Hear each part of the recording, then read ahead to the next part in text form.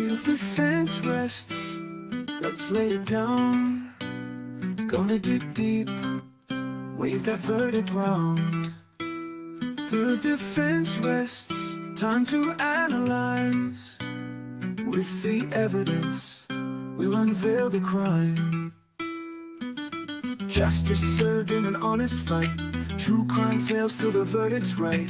Solving more than just trivial quests, where sentences rule at the defense rests.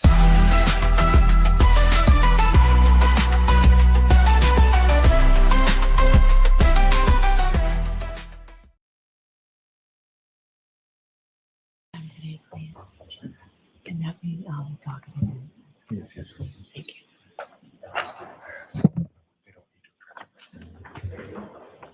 Hey. All persons. John walking. And they were walking in that direction as well? Correct. Time today, please. Can that be talk a minute? Yes. Please, thank you.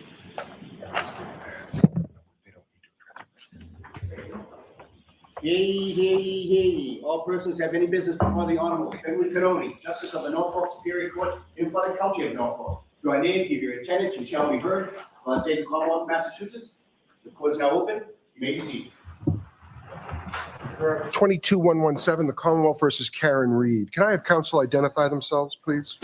Adam Lally for the Commonwealth. Good morning, Your Honor. Good morning, Mr. Lally. Good morning, Your Honor. Laura McLaughlin for the Good Commonwealth. morning, Ms. McLaughlin. Good morning, Your Honor. Alan Jackson from Ms. Reed. Good morning, Mr. Jackson. Good morning, Your Honor. Elizabeth Little, also for Ms. Reed. Good morning, Ms. Little. Good morning, Your Honor. David Unetti for Karen Reed. Good morning, Mr. Unetti. Good morning, Ms. Reed. Good morning, jurors. This is better. It's a better start. I appreciate everybody being ready to start promptly today. I do have those 3 questions to ask you. Was everyone able to follow my instructions and refrain from discussing this case with anyone since we left yesterday? Everyone said yes or nodded affirmatively. Were you also able to follow the instruction and refrain from doing any independent research or investigation into this case? Everyone said yes or nodded affirmatively. Did anyone happen to see, hear, read anything about this case since we left yesterday? Everyone said no or should. Okay, thank you very much. Can we bring Lieutenant Ray in, please?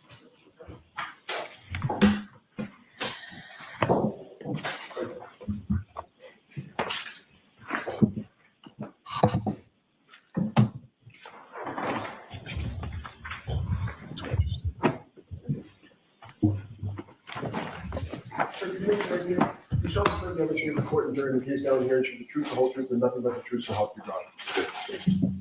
Morning.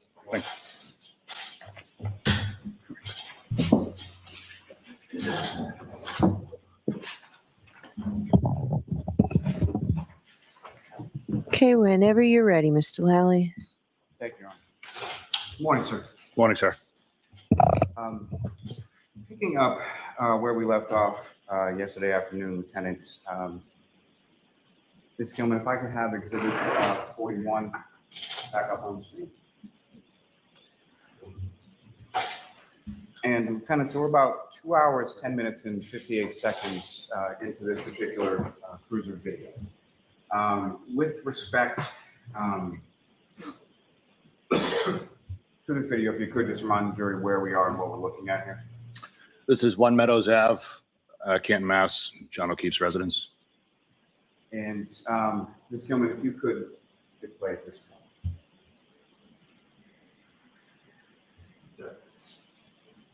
Now, Lieutenant Ray, while this is up on the screen, if I could ask you to, you've reviewed this video since this date of January 29th, 2022, correct? Yes.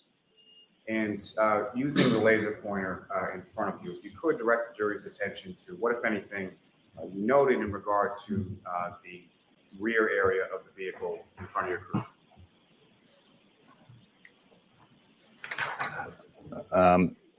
This vehicle right here is Miss Reed's vehicle.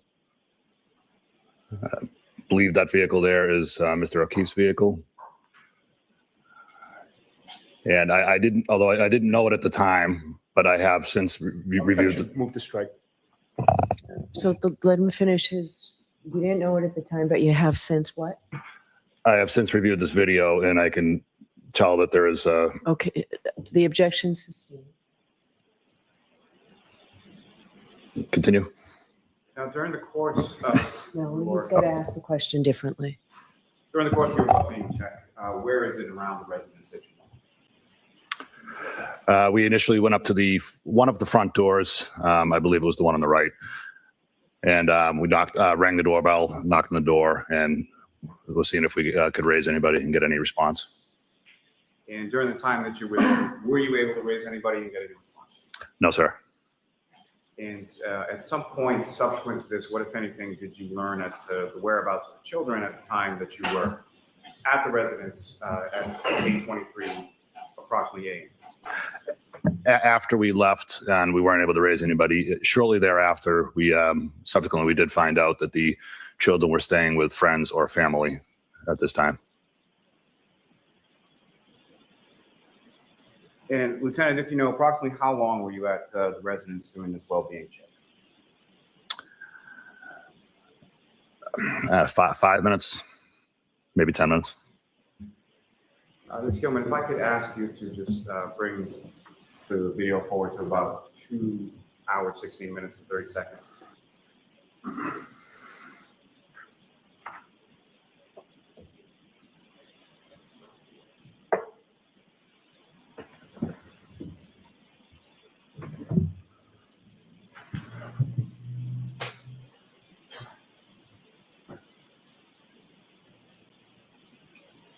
You can stop it there, Ms. Gilman. Thank you very much. Now, with reference to that driveway area that was in front of your vehicle when you parked there, what, if anything, beyond sort of snow, ice, or things like that, did you note within the driveway itself? Within the driveway itself, I noticed there was 2 vehicles in the driveway. Anything on the ground that you noted that didn't, anything on the ground beyond snow, did you know? No, sir.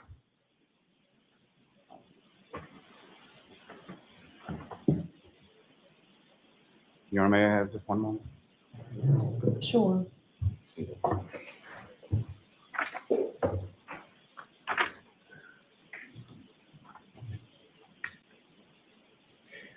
Now, sir, with reference to the residents of One Meadows Ave,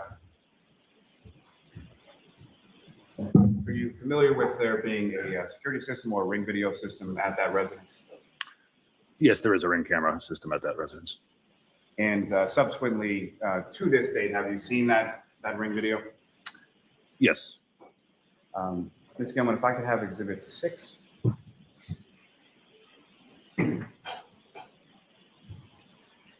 If I could have video 159.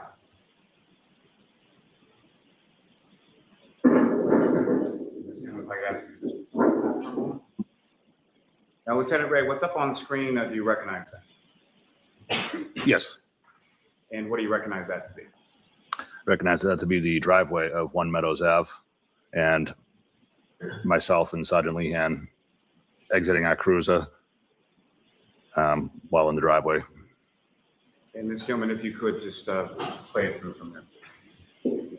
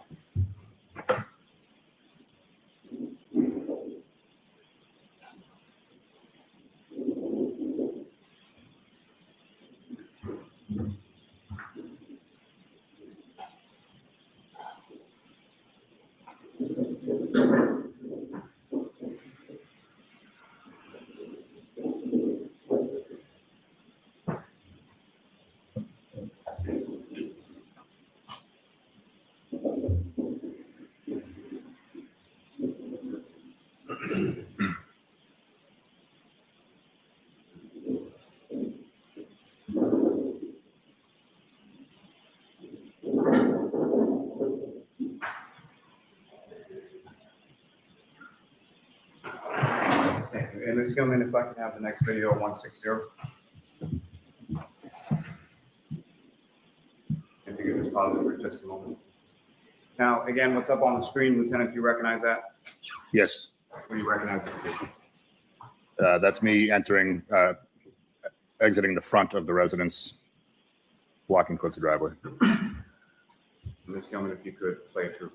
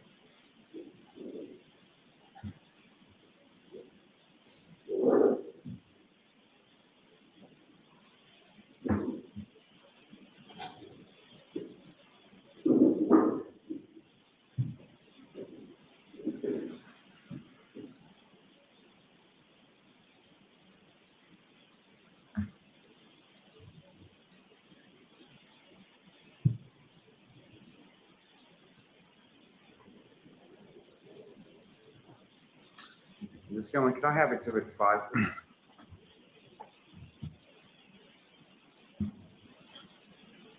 And from that, could I have video number 18? If you could just pause it there. Lieutenant, do you recognize what's depicted up on the screen now? Yes, What do you recognize that to be? one of the front doors to Mr. O'Keefe's house, and I'm entering the frame on the left. And Ms. Gilman, if you could run it.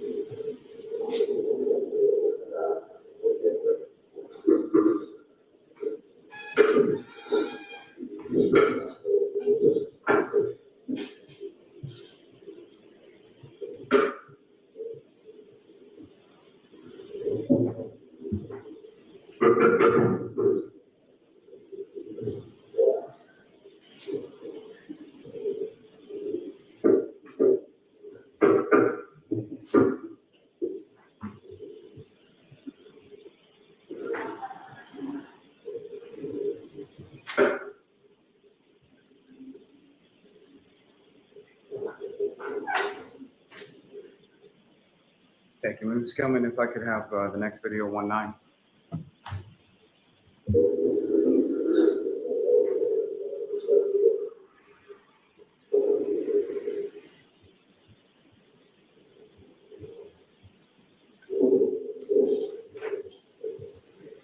Pause it there, Ms. Gilman.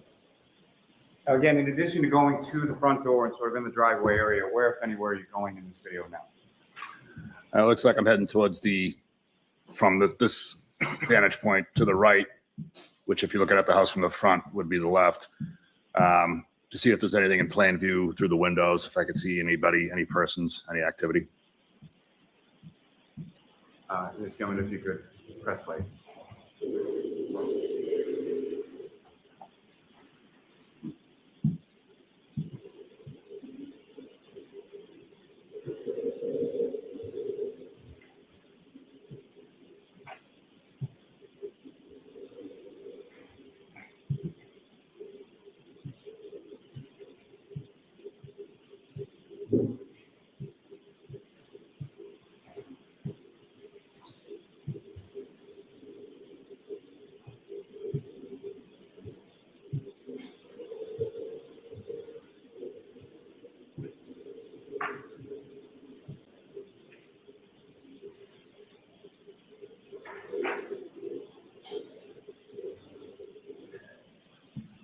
Thank you, Ms. Gilman. You can take that down, and Mr. Officer, if we could have excuse me, if we could have the light back on. Thanks, sir. And Lieutenant Ray, just lastly, once you left the residence of One Meadows Ave, where did you go? I believe it went back to the police station. Just one moment, Your Honor. Yes.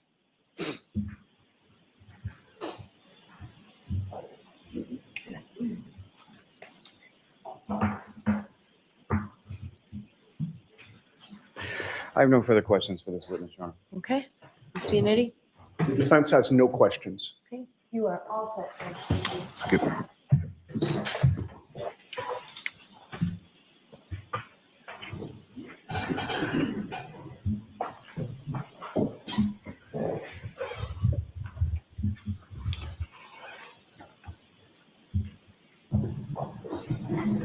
Your next witness, Mr. Lally? Yes, Your Honor. The Commonwealth to call Mr. Michael Camarano to the stand.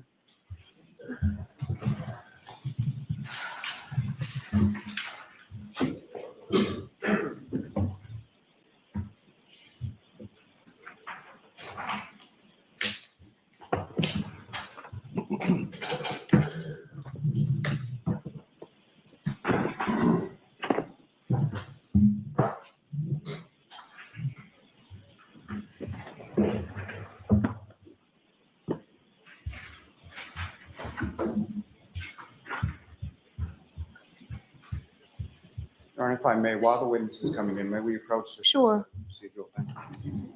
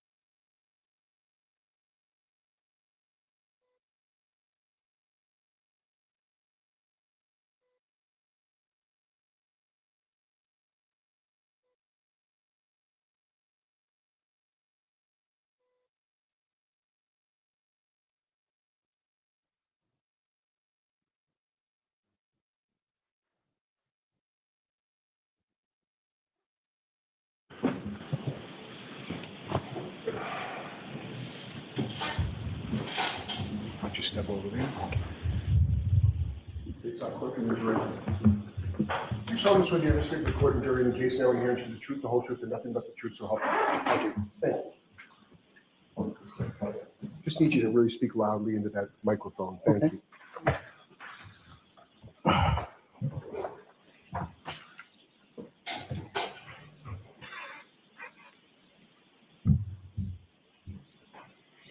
Whenever you're ready, Mr. Lally. Good morning, sir. Good morning. Could you please state your name and spell your last name for the jury? Michael Camarano, Camerano. And where do you live, sir? 292 Mechanic Street in Canton. So I'm going to ask you to keep your voice up, please, okay? Sir, if you want that microphone to adjust around to whatever is comfortable, okay? Mhm. And how long have you lived in Canton? 18 years. And that residence you live at, who, if anyone, do you live there with? My wife and 2 children, And what's your wife's name? Catherine, And how old are your 2 children? 16 and 13. And the 16-year-old, is that a boy or a girl?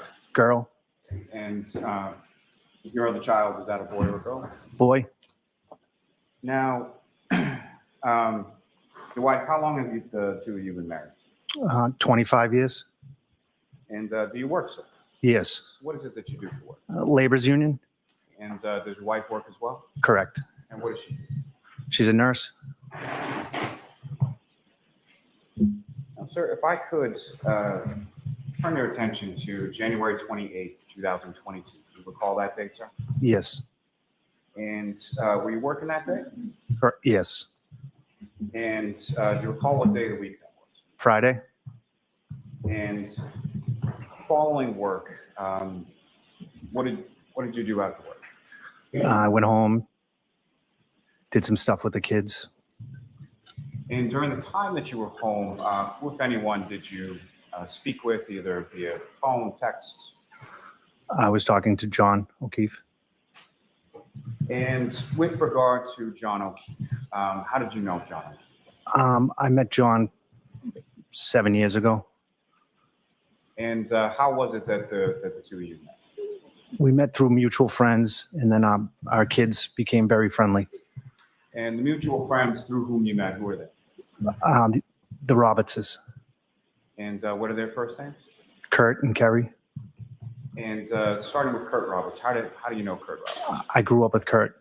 Where did the 2 of you grow up? Milton. So you've known Curt Roberts most of your life, is that correct? Correct. And you mentioned that, so you have 2 children. How many children did Mr. O'Keefe have? 2. And those 2 children, as far as their ages and genders, what were they in relation to your 2 children? Same. So 17-year-old girl. 13-year-old son. Yes. And were each of your 2 children friends with Mr. O'Keefe's niece and nephew? Correct. Now, as far as friends were concerned, starting with your children and Mr. O'Keefe's niece and nephew, how close friends were they? My daughter was extremely close. And extremely close with John Kaylee. O'Keefe's niece, Kaylee? Yeah. And with reference to your son and John O'Keefe's nephew, Patrick, what was sort of the nature of their relationship? They were close also. And as far as activities, what, if any, sort of activities did your kids do with Patrick and Kaylee? Patrick and Michael played baseball together. Kaylee and Madeline played basketball. Soccer also. And John O'Keefe, how would you describe your relationship with John O'Keefe? We were close. We did a lot of stuff together. Pick up the kids, drop the kids off. We coordinated a lot of stuff together. We're friends. And your residence versus, you're familiar with where Mr. O'Keefe lived, correct? Yes. Where did he live? Meadows Ave. And about how far away is Meadows Ave from where you live? 5 minutes.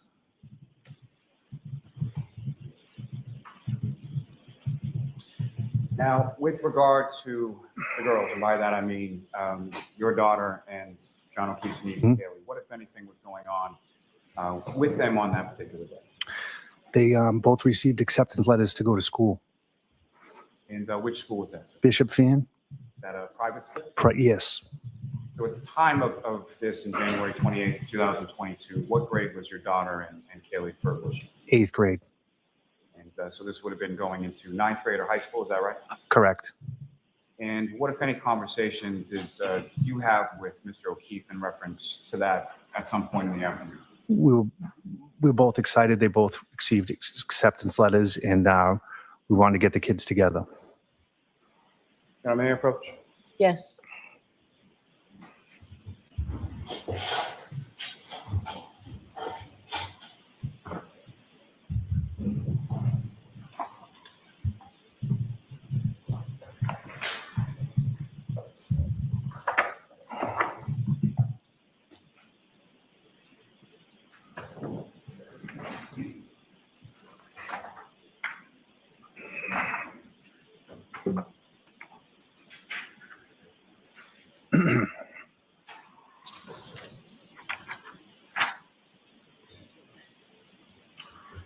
I'm directing your attention.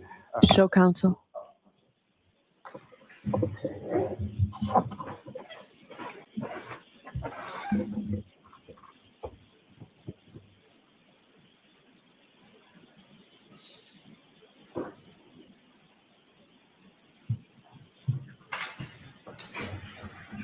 So I'm showing you the document. Okay. Just as far as specifically with reference to page, starting on page 188 of that document, if you could just look at that. So I'm going to instruct the jury on this. These are text messages, right?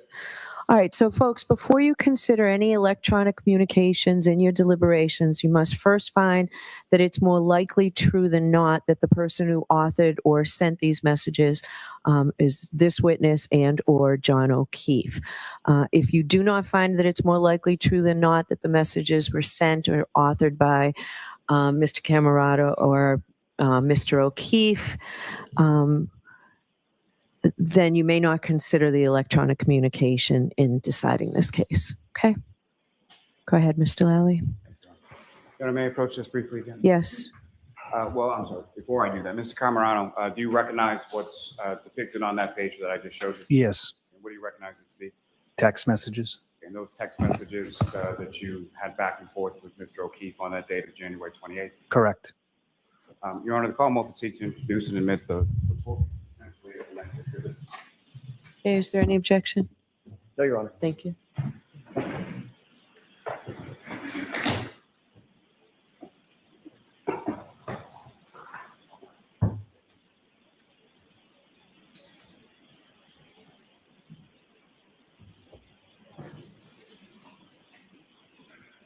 Exhibit 48. Thank you.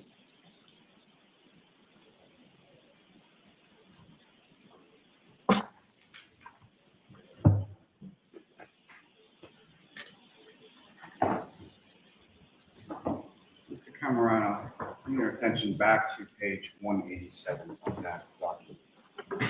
Do you see anything in there listing sort of participants in a text communication or conversation? On the bottom of the page.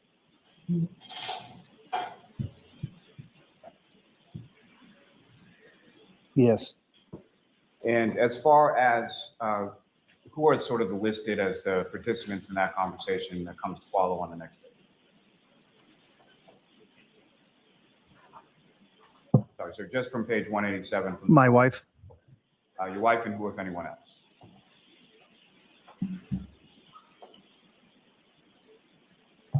John. And your wife, John, and is your number there as well? Sorry, you have to.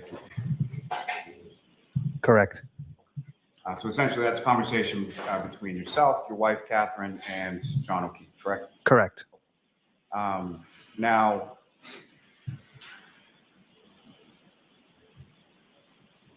beyond sort of your memory of that, as far as the numbers that are associated with those names, do you recognize any of those numbers as being yours, your wife's, and John O'Keefe's?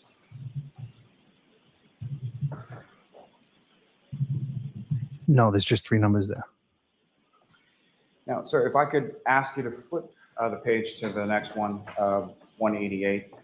Your Honor, with the court's permission, may Ms. Gilman publish this for the jury to read as well? Yes.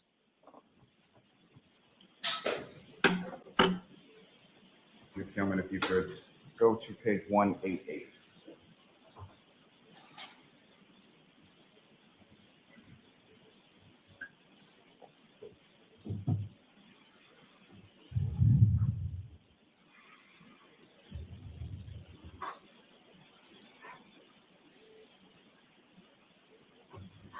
I'm sorry, Ms. Gilman, if you could just, thank you.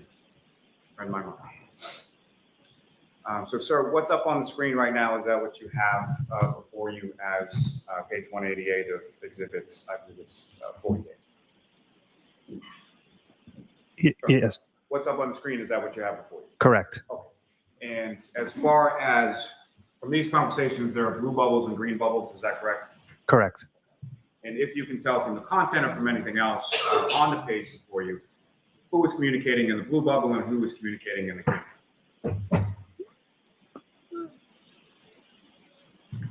Katie, my wife?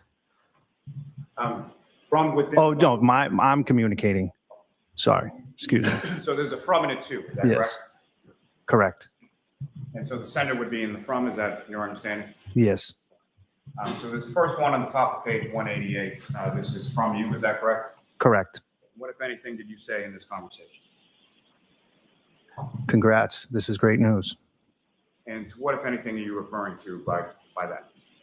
Kaylee getting her acceptance letter. And Ms. Gilman, if you could just scroll down. And the next bubble, who is that from and what does it say? It's from me. Yes, we did. And if you could continue to scroll down, Ms. Gilman.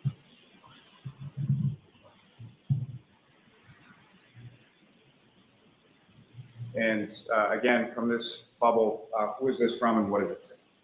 It's from John. Same news, I hope. Is that still in reference to the news regarding team? Correct. And Ms. Gilman, if you could scroll down. Yeah.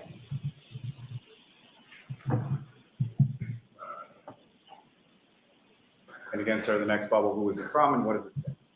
It's from me. Yes. Ms. Gilman, if you could.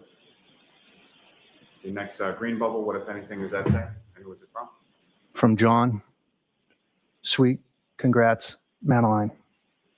And is that your daughter's name? Correct. And if you could continue to scroll down, Ms. Gilman. And again, the next bubble, who is it from and what is it? It's from my wife. I'm so excited for these girls. Madeline doesn't know yet. Ms. Gilman, if you could continue down.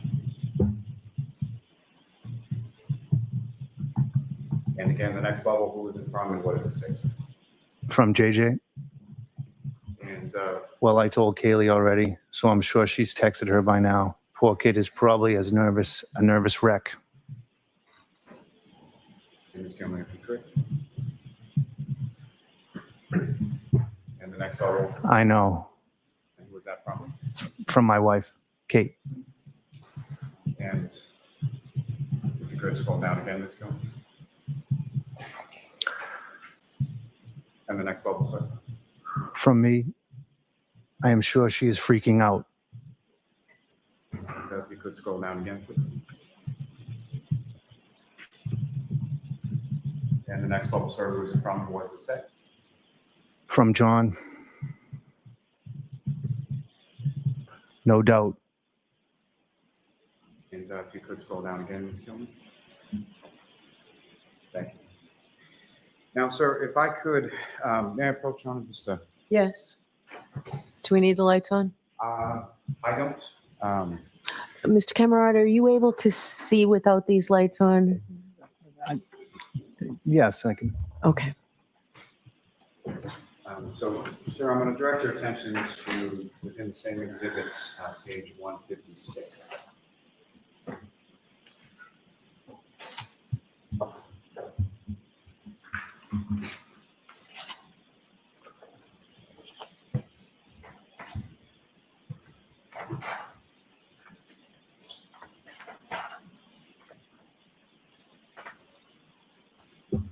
And so just before we get to that,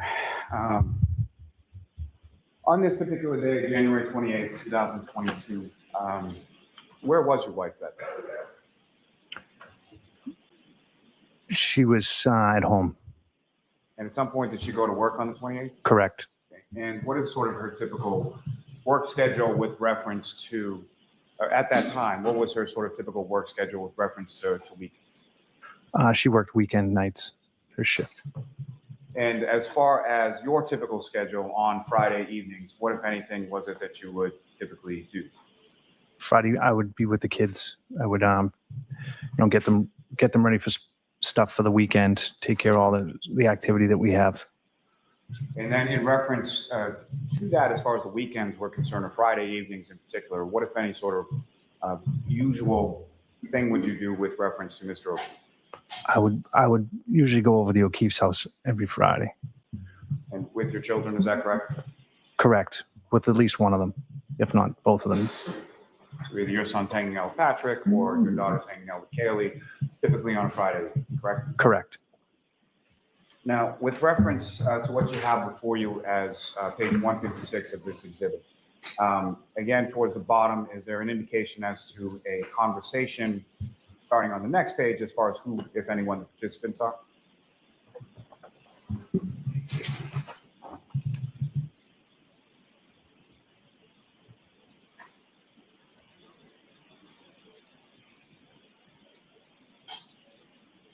What are you asking? May I approach on? Yes. So what I want to direct your attention to is the bottom of page 156 here, Yes. as far as that box at the bottom. What, if anything, does that indicate as far as the participants in the conversation that continues or begins on the next page? Myself and John? And sir, if I could ask you to flip the page over to page 157. And Your Honor, with court's permission, could I publish this part of the conversation for the jury? Yes. There's no objection, Mr. Jackson, right? No objection. Your Honor, for the record, we're going from page 156 to page 159.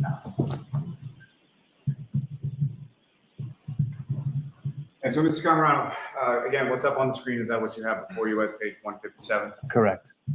And you can look at either, whether it's the book in front of you. Okay. Or it's easier to see the screen, either is fine.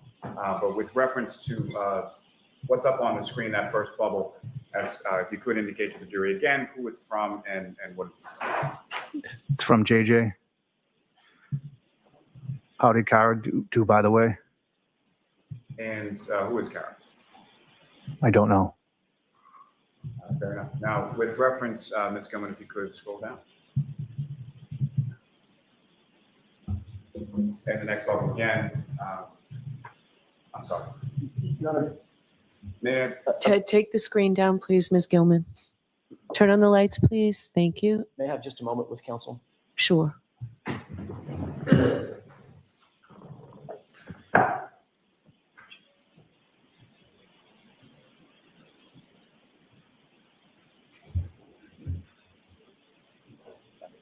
Okay. Now, may I approach this to retrieve the exhibit? Yes.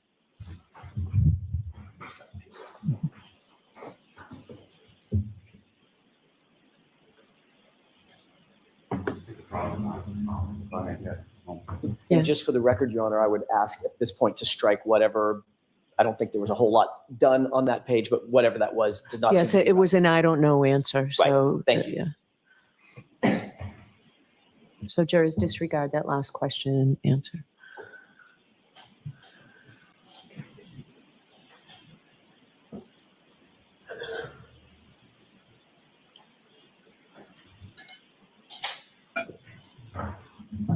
My apologies. Directing your attention, Mr. Camarano, to what on 157 before you, is that what's up on the screen now? Yes. And so my apologies for the floor. But with regard to this first bubble on page 157, who is it from and what is it? From JJ. You guys around tonight? I'm just coming, if you could scroll down. And with respect to that next blue bubble, who is it from and what is it? From me. Kate is working. I'm around. Madeline Michael is going to the Loose to play with a friend. And what is those loose play? The Loose is a elementary school. Was there a play? The, or something the happening? play, there's a park down there. Activities for kids. And Ms. Gilman, if you could scroll down to the next bubble. And again, who is it from and what does it say, sir?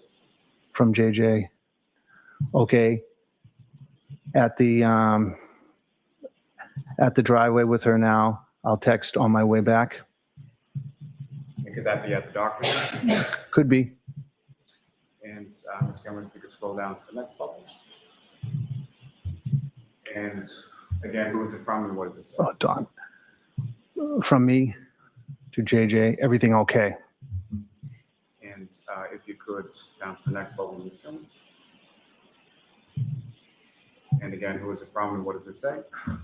From JJ. Yes, stupid shit. And if you could scroll down to the next bubble, Ms. Gilman. Again, fair to say that one's blank. So as far as no text, but may have been something. Yeah. And go back to the microphone or.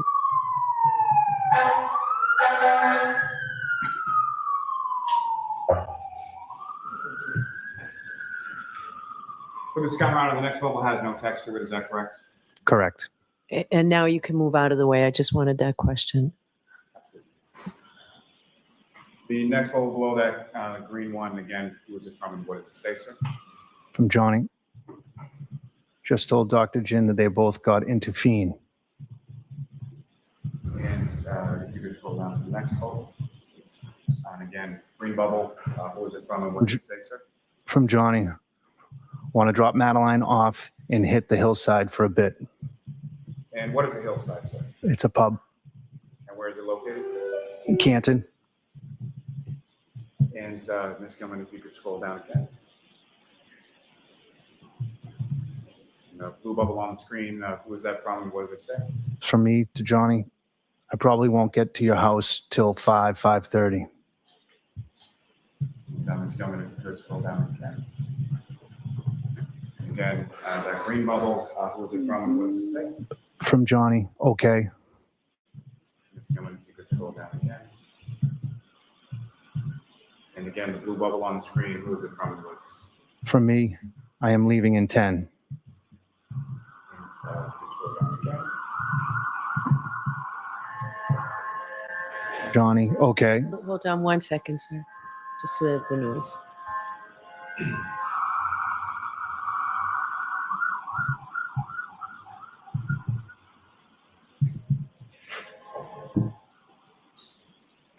Okay, sir. And the next green bubble. Could you answer again, please? Yes. From JJ. Okay. Thank you. And Ms. Gilman, if you could scroll down one last time, and that's, thank you. Ms. Gilman, you can take that. Your Honor, may I approach just to retrieve? Yes. You're welcome.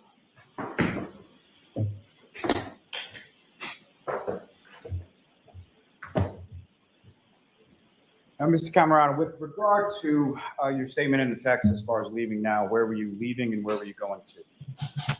Leaving my house, going to John's house.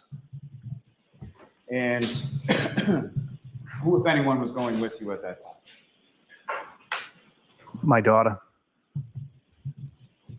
And if you know approximately what time did you arrive at Mr. O'Keefe's house? I don't.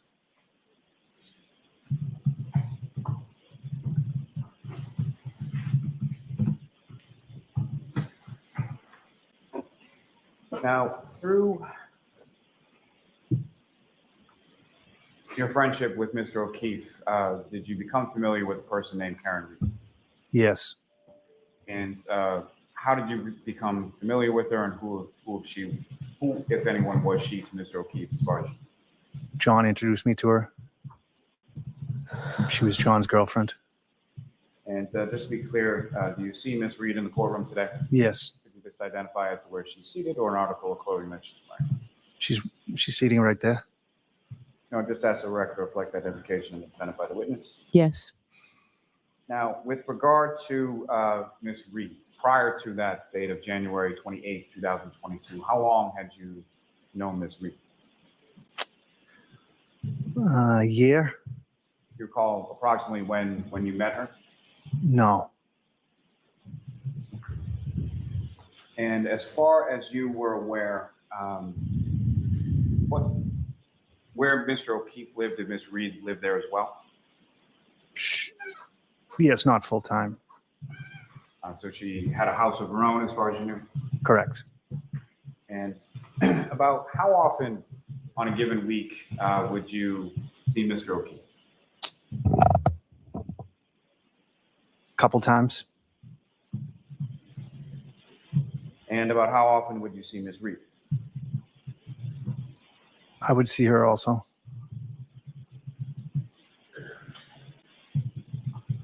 Now, as far as your relationship with Mr. O'Keefe and or Ms. Reed, would there be occasions where you would see Mr. O'Keefe without Ms. Reed? Correct. Yes. Would there be any occasion where you would see Ms. Reed without Mr. O'Keefe? Yes. And where would that be? At the house, maybe at Fields.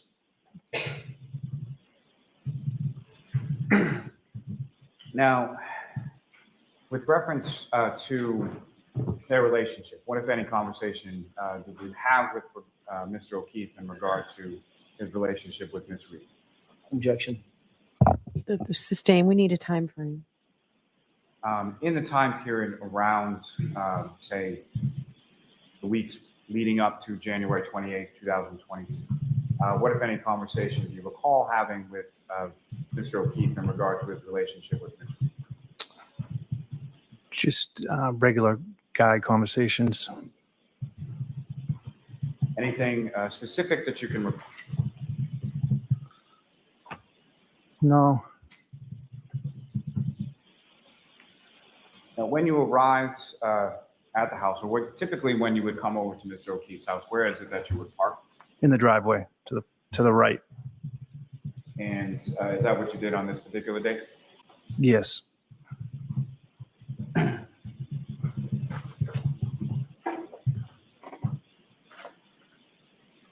When you arrived at the house, where did you go? Into the house. Yourself and your daughter? Yes. And when you got in there, who, if anyone, was at the house at that time? Kaylee and John. And what is it that you did, or what is it that occurred while you were in the house? Excuse me? What happened in the house? We were just congratulating the girls, talking about how good it's going to be, different school, and just really excited for the girls. And at some point, did yourself and Mr. O'Keefe make plans to leave the house? Yes. And where did you go?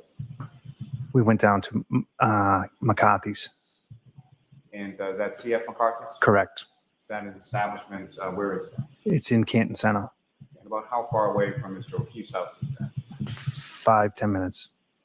And is that somewhere that you're familiar with? You've been before? Not frequently, no. Now, with regard to, you know approximately what time you left Mr. O'Keefe's house and went to CF McCarthy's? I don't. And where were the girls when the two of you went to CF McCarthy's? They were in the house. And at the time that you left there and went to CF McCarthy's, who, if anyone else, was there any plans as far as meeting anybody else there? I'm supposed to meet Karen. Now, prior to leaving the house, what, if anything, did you or Mr. O'Keefe do with reference to the vehicles that were in the driveway? So when we were leaving the house, I was parked in the driveway. John was parked on the left side of the driveway. John asked me to, I backed up so John could move his car out of the way so Karen could pull her car into the garage because of the snowstorm. I'm sorry, you said because of the what now? Snowstorm? And as far as snowstorm was concerned, what, if anything, did you know at that point in regard to that? We were supposed to get a lot of snow. I may have just one moment, Your Honor. Yes. I'm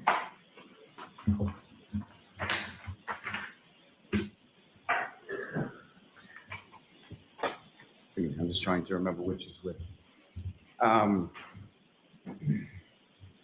With court permission, I would ask that Ms. Gilman be allowed to publish a part of Exhibit 6, which is the driveway of the ring video. Okay.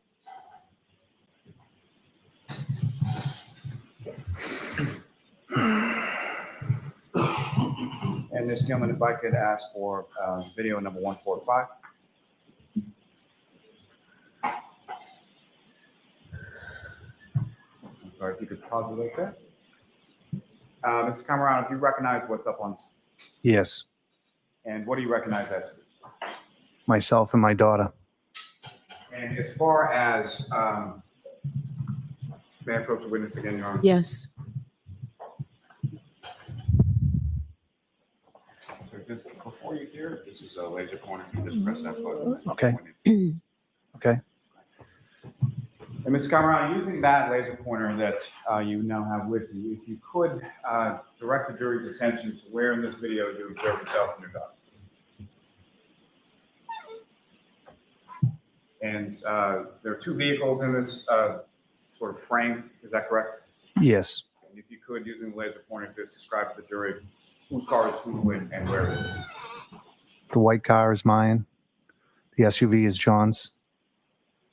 Now, as far as the ring system that Mr. O'Keefe had at his house at this time, as far as your knowledge of it, what, if anything, would the two of you do with reference to sort of picking up or dropping off kids in the ring video? Yes, he had a camera, so like I'd always wave or give him, I always knew that he was like watching. And do you know how he was watching if he wasn't home? Yes, on his phone. So would that be sort of a running joke between the two of you? Yes. Thank you. Ms. Gilman, if you could play this.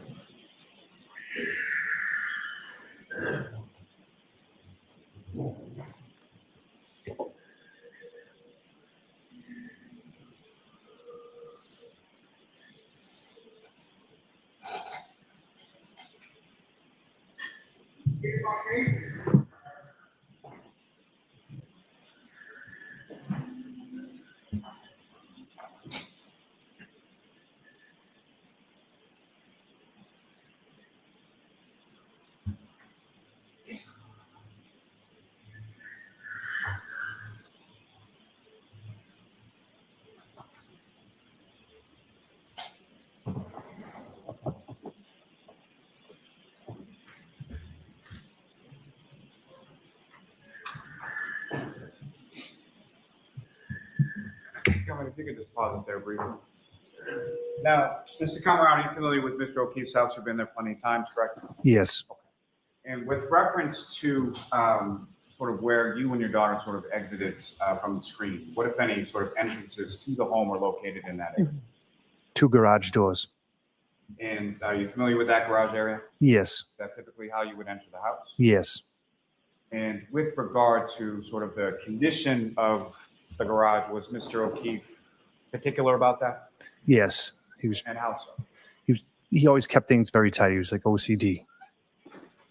And so as far as how many garage doors, as far as, and what I mean by garage doors is sort of electronic up, up So and there's down. 2 garage doors that go up and down, and there's a door. Just a single entry door. On the left, as far as the left door. There was an old classic car he had, convertible. And then as far as the right door, Was empty. and once beyond those sort of bay doors that go up and down, what, if any, other entranceway into the garage was? There's a side door. And if you recall, when you were entering at that time on 28th with your daughter, how did you enter it? We went to the garage door, electric door. And was that something, what, if anything, was affixed to those garage doors as far as security was concerned? Beyond But a keypad. We'd have to punch in a key. And at the time or at any time, were you familiar with what that passcode was? Yes. Now, When you walk into the garage, how is it that you get from the garage to the house? You walk into the garage and you walk up 3 steps and you go into a door. And then once you sort of walk up the 3 steps and go into the door, what part of the house are you in when you enter? You pretty much in the kitchen. And you mentioned that Mr. O'Keefe was meticulous, if not OCD, when it came to the garage. How did that relate to how he kept the house? The same. Everything was very tidy. When you walked in the door into the house, to the left, you put your shoes, your coats would be hung there. And as far as shoes were concerned, is that something that you wore inside the house? Or? He'd rather you not. And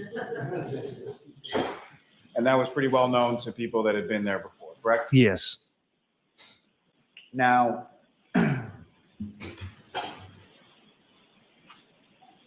Ms. Gilman, from the same exhibit, if I could,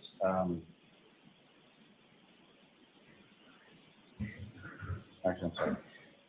Your Honor, with regard to the next video that's not contained on this Exhibit 5 from the same video, I would offer that at this time as the next exhibit. And there was no objection, Mr. Jackson? No objection. Okay. Exhibit 49. Thank you.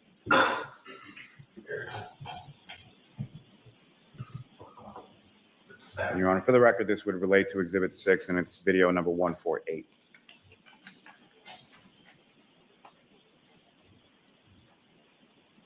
And with the court's permission, may I publish that to the jury at this time, Your Honor? Yes.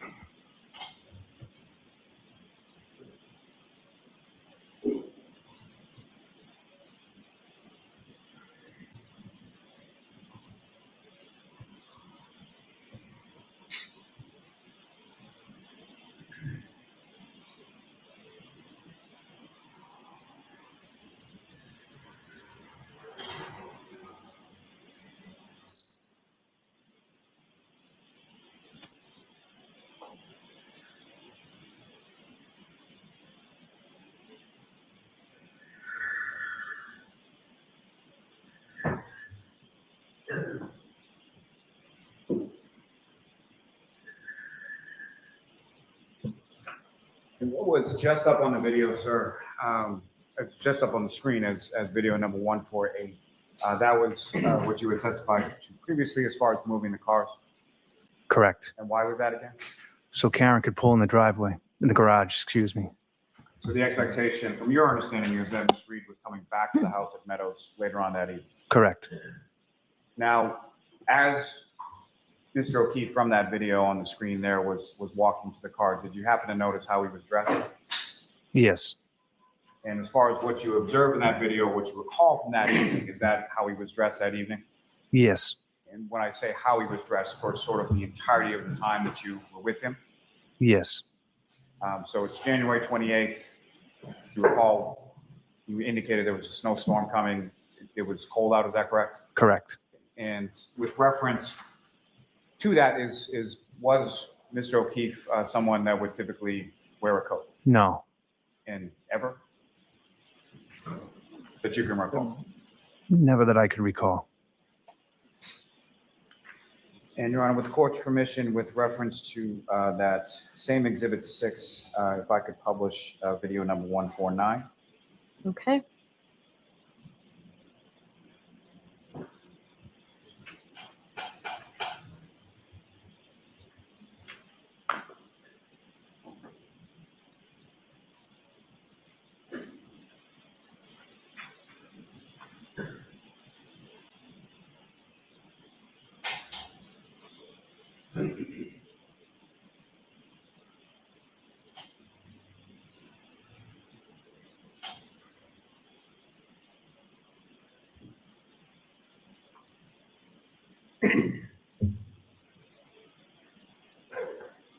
And Ms. Gilman, for the sake of time, you can start.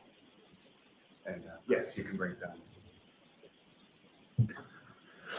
So from that video, Mr. Camarano, what is it that you and Mr. O'Keefe are doing in that video? We're heading down to McCarthy's. Now, Do you want the lights on, Mr. Lally? yes. Thank you.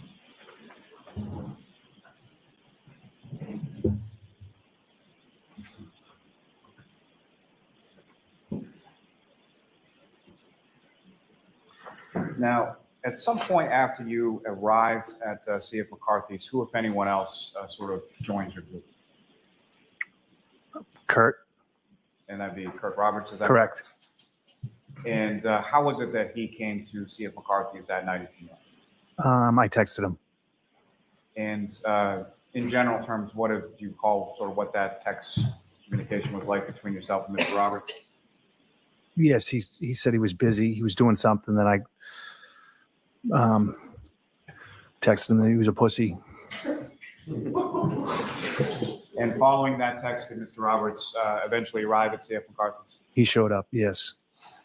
And about how long after you and Mr. O'Keefe arrived did Curt show up? I would like to say maybe an hour. And if you know, when was it that at some point you indicated Miss Reed appeared at C.F. McCarthy's as well? Correct. And do you know about how long after yourself and John arrived that Miss Reed? I don't. Now, with reference to that establishment of C.F. McCarthy's, are you aware or have you become aware that there was surveillance video from inside the bar that night? Yes. You've seen some of that footage, is that correct? Yes. Your Honor, may I approach? Yes. I want to seek to introduce and admit the surveillance video from C.F. McCarthy's as the next exhibit. And there's no objection, Mr. Jackson? There's none.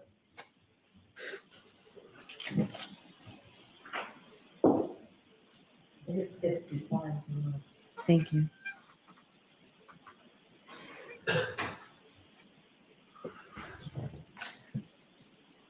Thank you very much. Now, full recorder. Tori.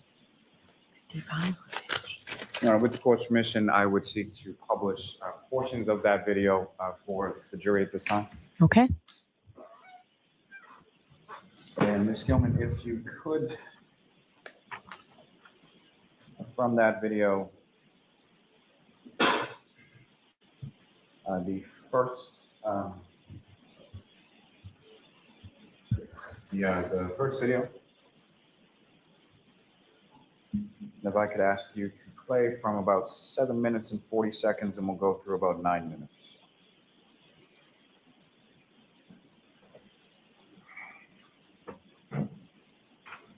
If you could pause it just there. Now, do you recognize what's up on the screen, Mr. Camarano? Yes. And what do you recognize that to be? C.F. McCarthy's. And yourself and Mr. O'Keefe are not in frame at this time, is that correct? No. If you could, using the laser pointer before you, if you could direct the jury's attention to where it was about in reference to the bar that you and Mr. O'Keefe eventually came to congregate that. These seats here. And from this video, from your time there that night or prior occasions, can you see sort of where the front door is to the establishment? Yes.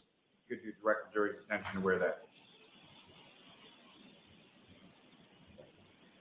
And so what I'm going to ask in just a moment is for Ms. Gilman to press play. And then what I'd ask you to do is if you could just direct the jury's attention to when, if at all, you observe yourself and Mr. O'Keefe walking. Okay. Ms. Gilman, if you could.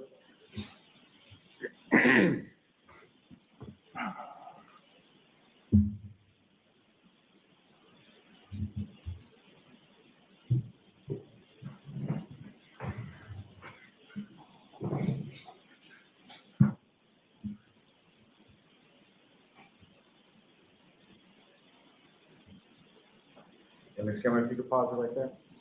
And just, I'm sorry, Mr. Camarano, you're directing with the laser pointer to the Sorry. screen. If you could just describe what you're directing. That is me. And that is John. And thank you, sir. Well- Ms. Gilman, if you could just, again, play this through the 9 minutes.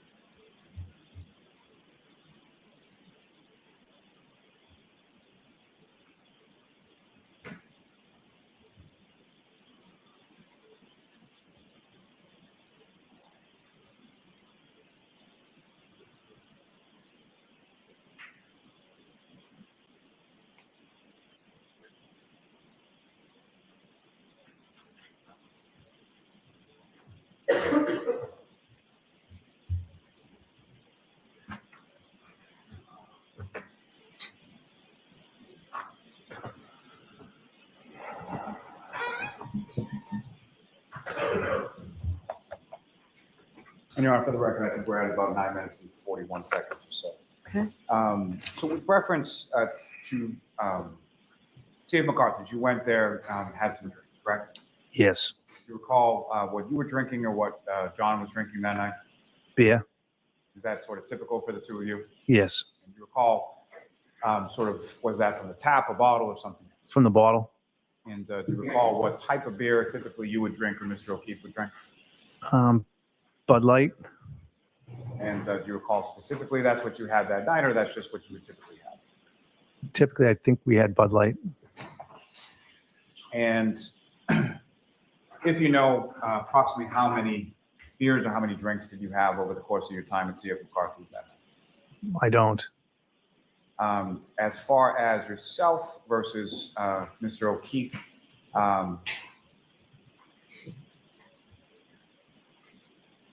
do you recall sort of in relation to each other how much you each had to drink? Not maybe 6 beers. And what I'm asking, sir, is it's not like, did one of you have 10 and one of you had 2, or was it sort of commensurate with each other? Commensurate, one for one. I would. So essentially you're buying rounds as you go along. Correct. Now,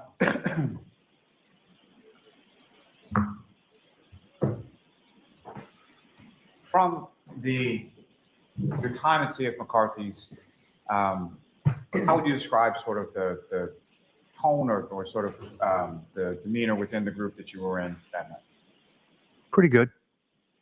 So no arguments, no fighting, anything like that? You recall? No.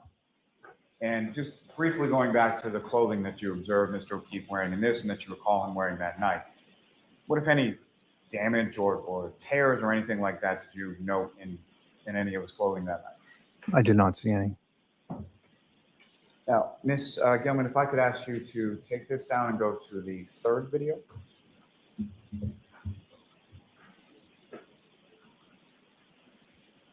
And Ms. Gilman, if I could direct your attention to the 6-minute and 10-second mark through the 7-minute mark. And when you get to 6:10, if you could just pause. Now, Ms. Camarano, directing your attention to the screen, if you could, from the parties that were within your group sort of that night at the bar, if you could just direct the jury's attention to who is who, or who, if anyone, you recognize in the video. Curt. So in addition to yourself and Mr. O'Keefe, Mr. Roberts has now joined your group. Correct. And Ms. Gilman, if you could just play it for me.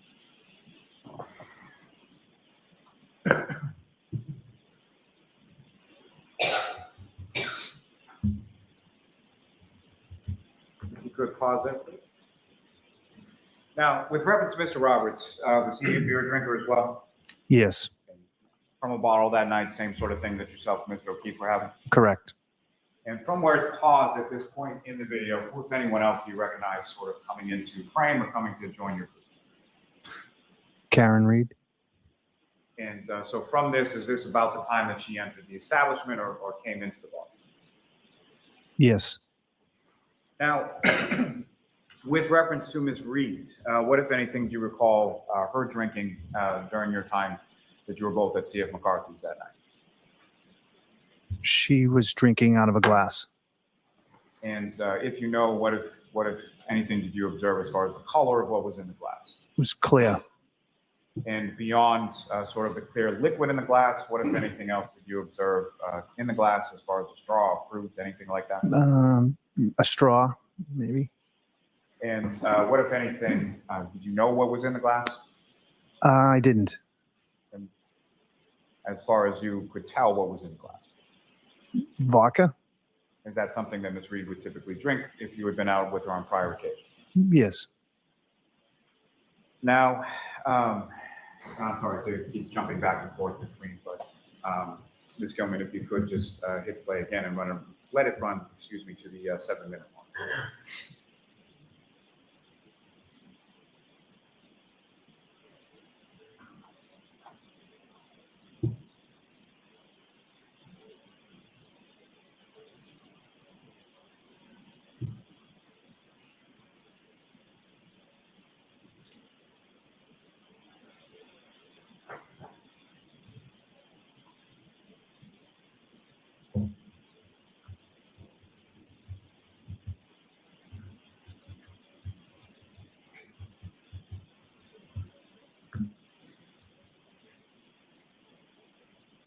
Thank you.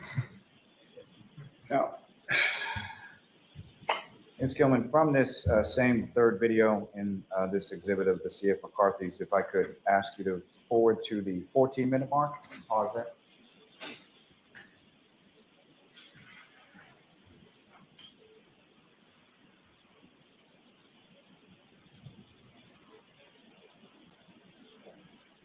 And if you could, I would ask that you play this from the 14-minute mark until about 14 minutes and 15 seconds, so just about 15 seconds.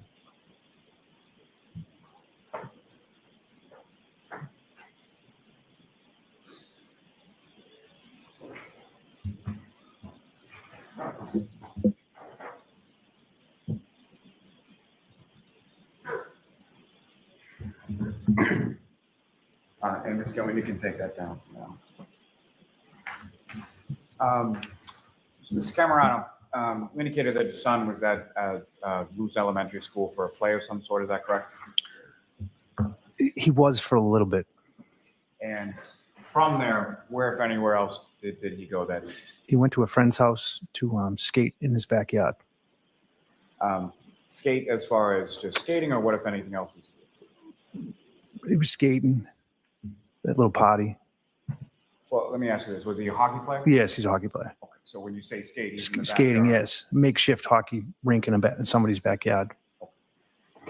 And at some point with relation to that, what, if anything, sort of caused you to leave C.F. McCarthy's on that night? I received a phone call that my son was hit in the face with a hockey stick and he lost his tooth. And so upon receiving that call, where did you go? I went to go get him. And do you recall about what time that was that you left C.F. McCarthy's to go get him? I don't recall.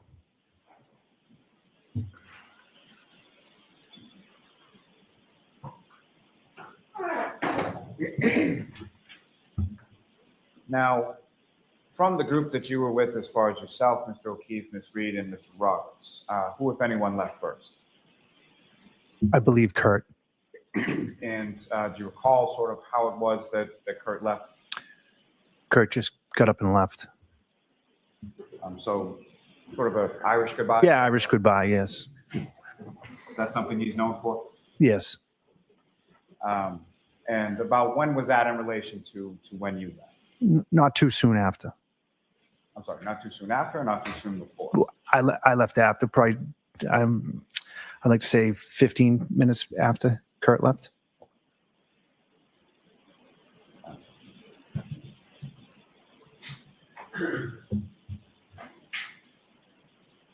Now, with the court's permission, Your Honor, I'd just like to publish just 2 more segments from this. Okay. So Ms. Gilman, if I could direct your attention to the 4th video. 4th one down. And if I could ask you to forward it to about 19 minutes and 40 seconds.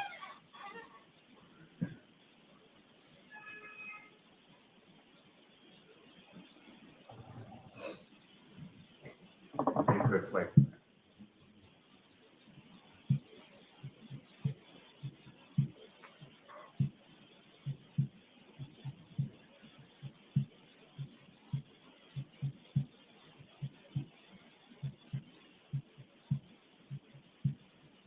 Yeah, Ms. Gilman, if I could ask you to just pause it there for 1 second. Now, Ms. Camarano, from your looking at this surveillance video here, or from your memory of that night, you see Mr. O'Keefe speaking to another gentleman. Is that correct? Yes. You know who that person is? Yes. And who is that person? Sully. And do you know his first name or anything beyond just Sully? Sully. I don't know his first name.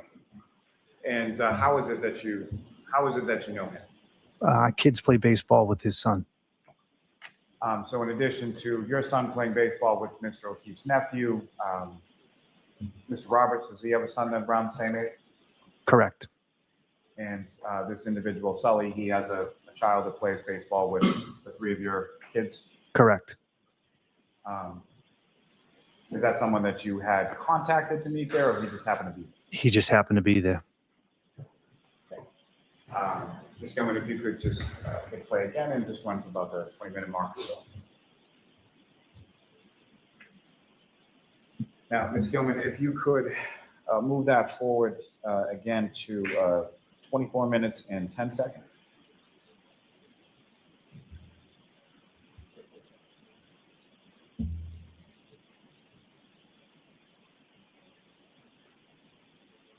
And if you could just let this run until about 24 minutes and 20 seconds, so just about 10 seconds or so.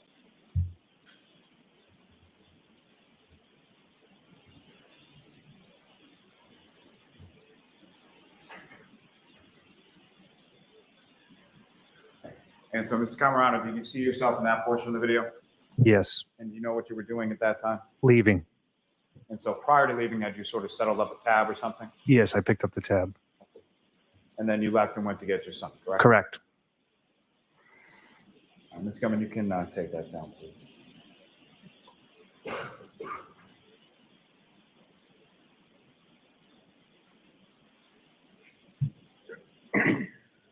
Now, Mr.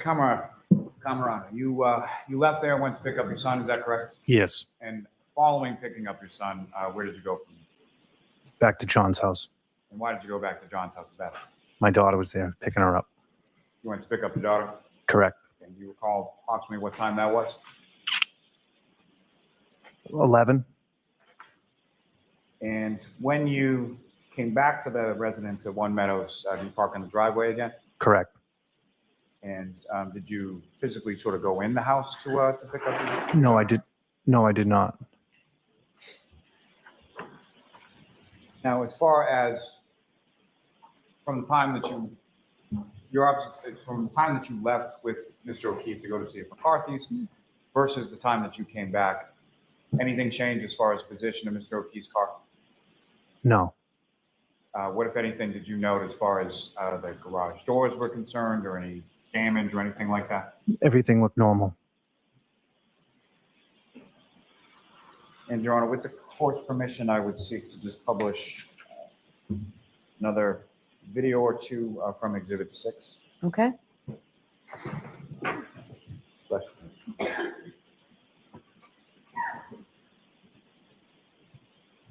And at this time, Ms. Gilman, if I could have from the driveway again, video 152.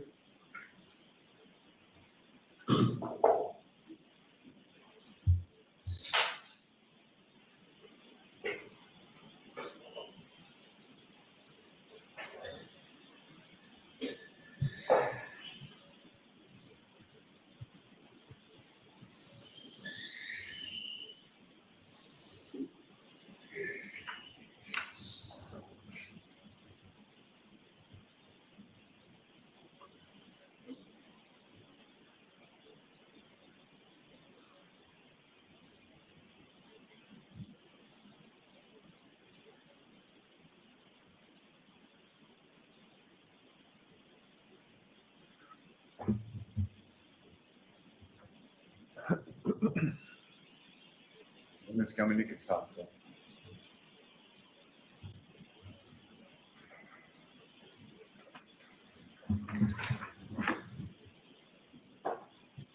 Now, from that video 152 that was just up on screen, sir, can you describe for the jury, excuse me, just as sort of what was going on in that video?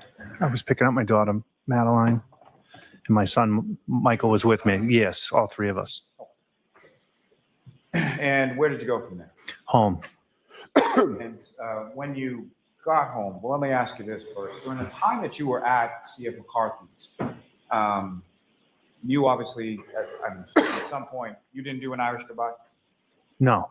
So at some point, you indicated to Mr. O'Keefe and or Ms. Reed that you were leaving to go pick up your son? Yes. And what, if any, indication did they give to you as far as where they were going, or what were their intentions for the rest of the evening? They were heading either across the street or to the hillside. And when you say across the street, what, if anything, was across the street? There's another bar room. Is that the Waterfall? Waterfall, yes. Are you familiar with that establishment as well? Yes. And where is that in relation to C.F. McCarthy? Across the street to the left, if you were coming out of C.F. McCarthy's. Walking distance, is that correct? Correct. And you leave, you get your son, you pick up your daughter at Mr. O'Keefe's house, and then you go home, correct? Correct. And when you get home, about how much longer were you up before you went to bed? Wasn't up much longer.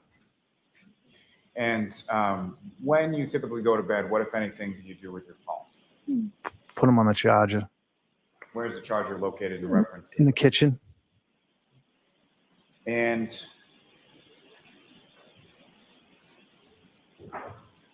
when following to the next day, about what time is it that you wake up on the 29th? 5:30, 6 a.m. And what was it that woke you up, if you know? Phones ringing. And how many phones do you have? 2. And essentially one personal, one work, is that correct? Correct. Were both phones ringing or one or the other? One phone at that time.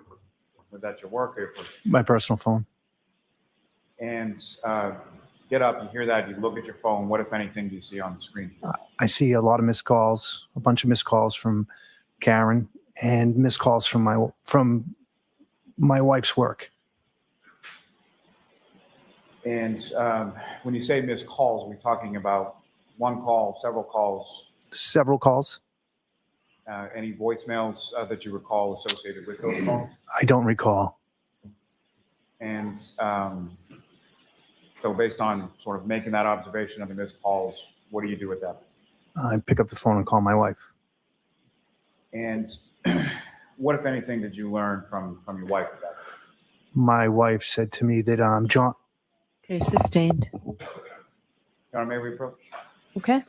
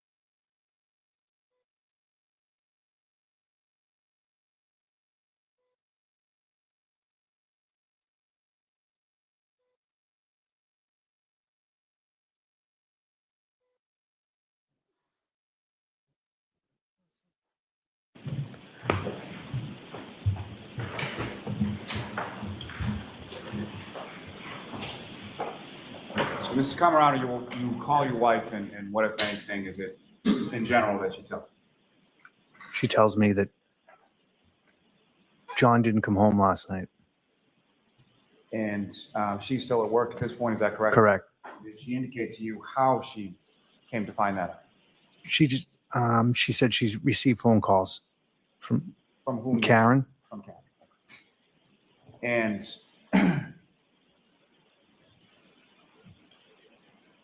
then based on that, you have a conversation with your wife about John's niece and nephew, is that right? Yes, my wife says to me, go get Kaylee. Kaylee is home. So at that time, your wife tells you that Kaylee is home in Meadows Ave by herself. Yes. And so based on that information, what is it that you do next? I realize that Kaylee's home alone, so I throw some clothes on, go out to the car, clean the car off real quick, and get in the car and go. When you say clean the car off real quick, what, if anything, did you have to clean off? I cleaned the snow off the front windshield. And again, you sort of drive over to John's house to get Kaylee. Correct. And when you get there, do you pull in the driveway as well? Yes. And when you get to John's house and you pull in the driveway, what, if anything, did you observe about sort of the condition of the garage doors at that point? When I pulled in, I could tell the garage door was open, left open. Which one? The one to the right or the one? To the one to the right. And you go inside that door? I do. And what, if anything, did you do once you went inside? Once I went inside, I saw Kaylee. I asked Kaylee get whatever she needed and to come and get in the car. While she was doing that, I started clearing some snow. I thought maybe snow hit the sensors so that the door couldn't go down. And so you start clearing the snow with a shovel? With the shovel that was in the garage, yes. And after you had cleared some of the snow with the shovel, what did you do with regard to the doors at that point? So I tried to put them down. They wouldn't go down. Then I asked Kaylee, I think, to re-enter the code to see if she could get the doors to go down, but the doors would not go down. The door. And at some point, how did you get the... So there's a red rope. I manually pulled that, shut the door, locked the doors. There's 2 side locks on the garage door, and I went out through the side garage door.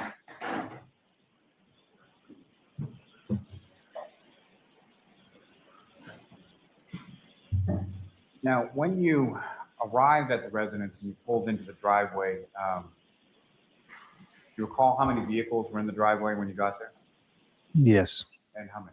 2. And whose vehicles were they? John's and Karen's. And John's vehicle, where was that in relation to the last time that you saw it when you picked up your daughter there? Same spot. And as far as the defendant, Ms. Reed's vehicle, where was that in relation to the garage or in relation to the driveway? It was pulled in on the left side, all the way in. So in the area of the garage door that you were just speaking Correct. about? Mm-hmm. And at that time, did you look at the vehicle or touch the vehicle in any way? No.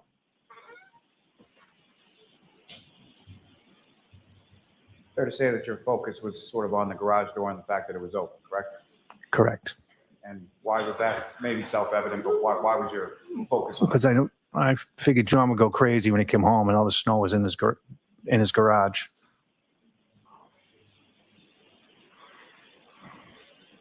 Now, at any point in time when you initially got the call from your wife, did you yourself reach out to John at any point? I did not.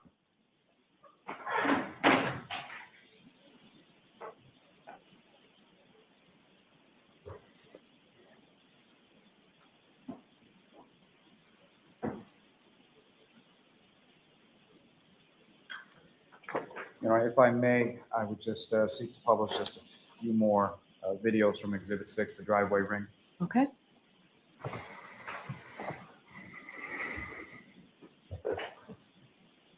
And Ms. Gilman, if I could have from those first starting with video 155 and essentially it's going to go 155 through 158. If you could pause it. And Mr. Camarano, you recognize what's up on the screen again? Yes, my car. Is this sort of when you're pulling in to get Kaylee? Correct.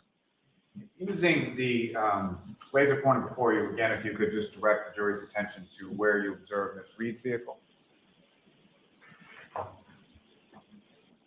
And is that essentially from what you observed there, that's where it was the entirety of the time that you were there? Yes. So nobody else came to the home during the time that you were there to pick up Kaylee and shoveling out the snow from the garage? No. Ms. Gilman, if you could just run it.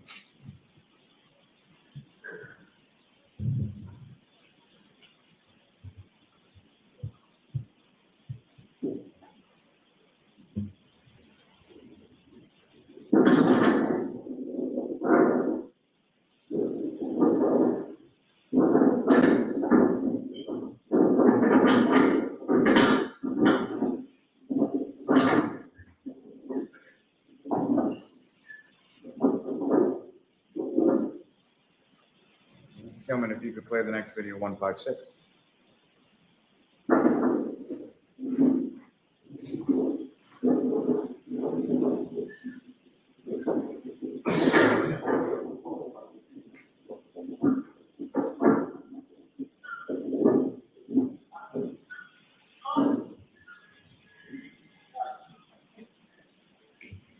Car's locked.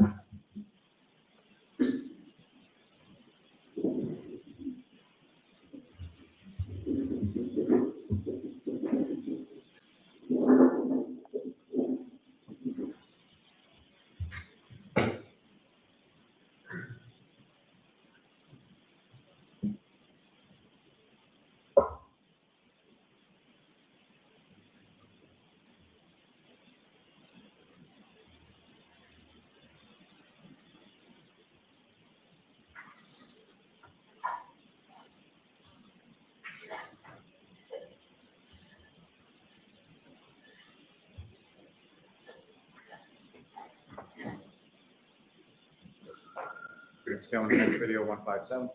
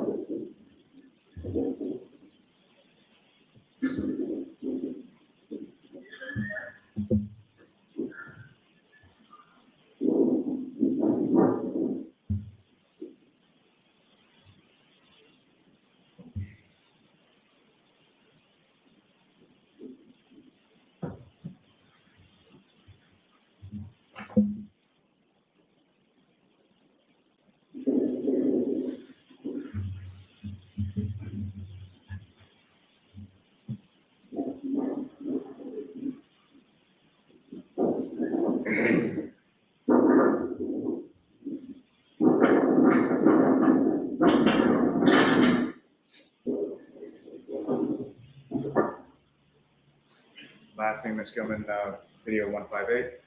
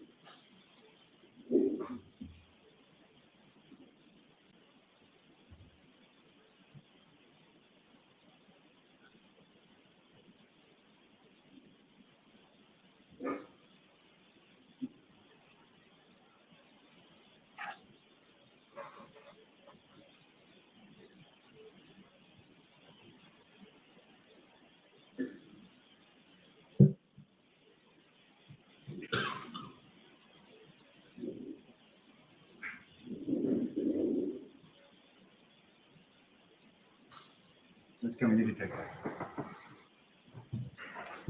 And so, Mr. Camarano, what was just in those last 4 videos that were played before the jury? Is that essentially the process that you were describing as far as yourself and Kaylee trying to get the garage door down? Correct. And so you leave from there and go back to your house, is that correct? Yes. And where does sort of you and Kaylee go once you get inside? We go into the house. We're in the kitchen in my house, and my daughter. We get my daughter up. And your daughter then sort of hangs out with Kaylee for a period of time? Correct. They go downstairs and they were hanging out. And at some point in time, how does Kaylee leave your house, or where does she go from there? I take Kaylee home. And why is it that you take Kaylee home? About what time is it, if you know? I don't know what time. Paul had called me. And by Paul, who do you mean by? Paul O'Keefe, John's brother. And he informed you that John had passed? Yes. So you took Kaylee to the house on Meadows Ave to be with the family, is that correct? Yes.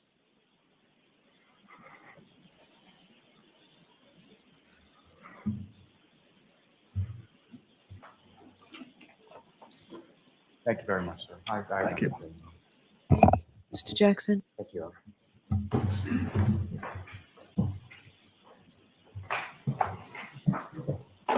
Mr. Camarano, just a few questions. You and your wife did spend a lot of time with John O'Keefe and Karen Reed as a couple, correct? Decent amount, yes. Would you have considered John one of your best friends? A good friend. In fact, you were close enough that your children spent a lot of time with John O'Keefe and Karen Reed as a couple and their kids, correct? Correct. In fact, is it true that sometimes they would even vacation together with Mr. O'Keefe and Ms. Reed? Correct. There was a trusting relationship that you had with both Mr. O'Keefe and Ms. Reed to put your kids in their care. Correct. You mentioned this wonderful news about your kids, your daughter, getting into this great school. I think it was called Bishop. Bishop fan, yes. Before the acceptance, there was actually a sort of a process, like an open house that you needed to take the kids to, correct? Yes. You took your daughter, right? I don't recall. You remember being at an open house and a tour of Bishop with Karen Reed and John O'Keefe and John's niece? I do recall being in an auditorium. I do. Yeah, big auditorium, big tour of the school. Yes. So all the kids getting in. Yes. Okay. To make sure it's the right fit for the kids. Correct. And Karen was there, sort of as a She was. matriarch for John's niece. Yes. Your daughter spent a lot of time just with Karen, Miss Reed, Correct. running errands, going to Miss Reed's house, having Miss Reed care for her, Correct. and you had no issues with that No. because you liked Karen. You Correct. liked Miss Reed. Correct.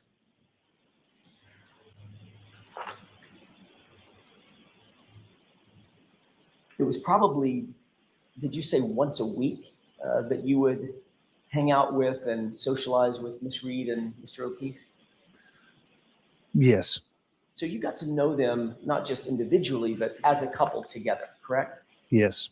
You saw them on most Friday nights, right? Correct. You never saw them argue or fight. Argue. Matter of fact, one time you were asked about this in front of a grand jury, and you said, I wouldn't even call it bickering. They would just banter together. I guess so, yes. You never heard Mr. O'Keefe complain about Miss Reed or vice versa? No, I did hear him complain about like when when Karen would buy like very nice things for the kids, like he wouldn't like that, stuff like that, or take the kids to get their nails done or something like that. So maybe spoiling the children. Yes. Yes.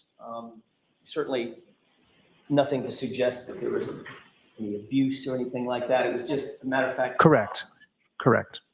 Mr. O'Keefe had an idea about how to raise children that was maybe a little bit more modest than Miss Reed did. Correct. So you described earlier at another hearing, you described the situation in which Miss Reed got a very expensive sweater for Mr. O'Keefe's niece. Correct. And Mr. O'Keefe's response was, boy, I wish he hadn't done that. That's spoiling that little girl. Yes. All right. You would agree there are worse things in the world than spoiling a child. Correct. Yeah. I'll let it stand. You never heard Mr. O'Keefe even hint at the idea of breaking up with Miss Reed. Not that I can recall.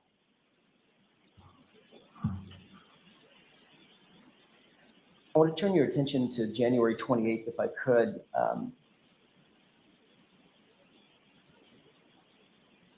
We saw a video, and you explained what was happening in the video, where some cars were being jostled around.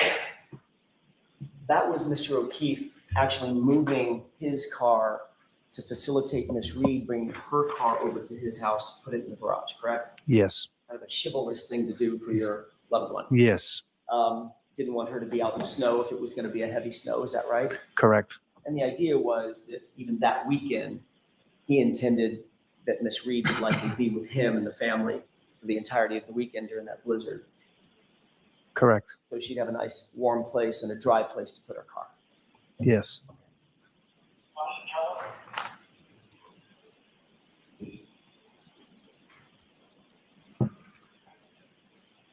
You saw a video that Mr. Lally played for you of the moment. There are several videos, but I want to direct your attention, or your memory, to the video of when Miss Reed actually made her way into McCarthy's.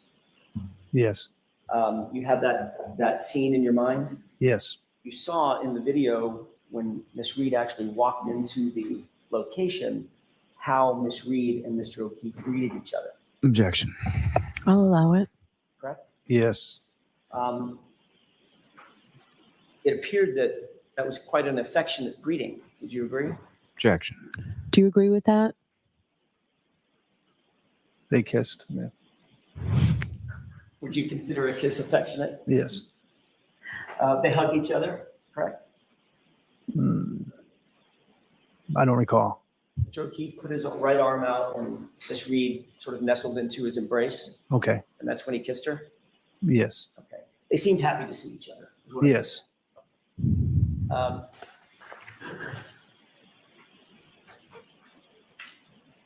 You didn't observe while you were at CF McCarthy's with them, you didn't observe any arguing or bickering between the two of them? No. As a matter of fact, they were sort of the normal, affectionate, laughing, happy couple that you were used to seeing, correct? Yes. There didn't seem to be any tension between them at CF McCarthy's, is that right? Not that I recall. All right. I want to just ask a couple of more questions. During the span of time that you knew them to be together, would you describe their relationship as being normal and caring? Objection. I'll sustain that. I want to just draw your attention to the month before Mr. O'Keefe's passing. Would you describe their relationship to be normal as far as you knew it to be? Yes. And on the day before Mr. O'Keefe's passing, would you describe their interactions to be normal and caring and affectionate? Yes. That's all I have here. Thank you. Okay. Anything, Mr. Lally? No redirect, Your Honor. All right, Mr. Camarano, thank you very much. You're all set, sir. All right, jurors, why don't we take our morning recess? We'll take 15, 20 minutes. Jurors, if you'd fold and close your notebooks, placing them on your chairs, taking your belongings.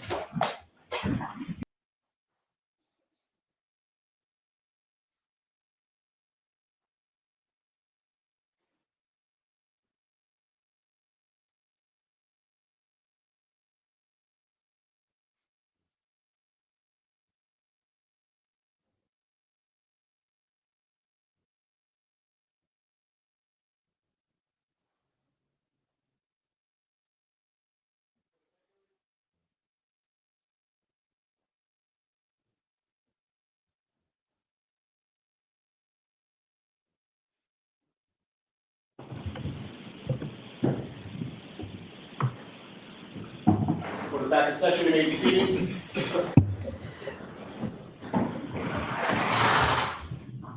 Your next witness, please, Mr. Lally. Your Honor, the Commonwealth call Ms. Catherine Camarano.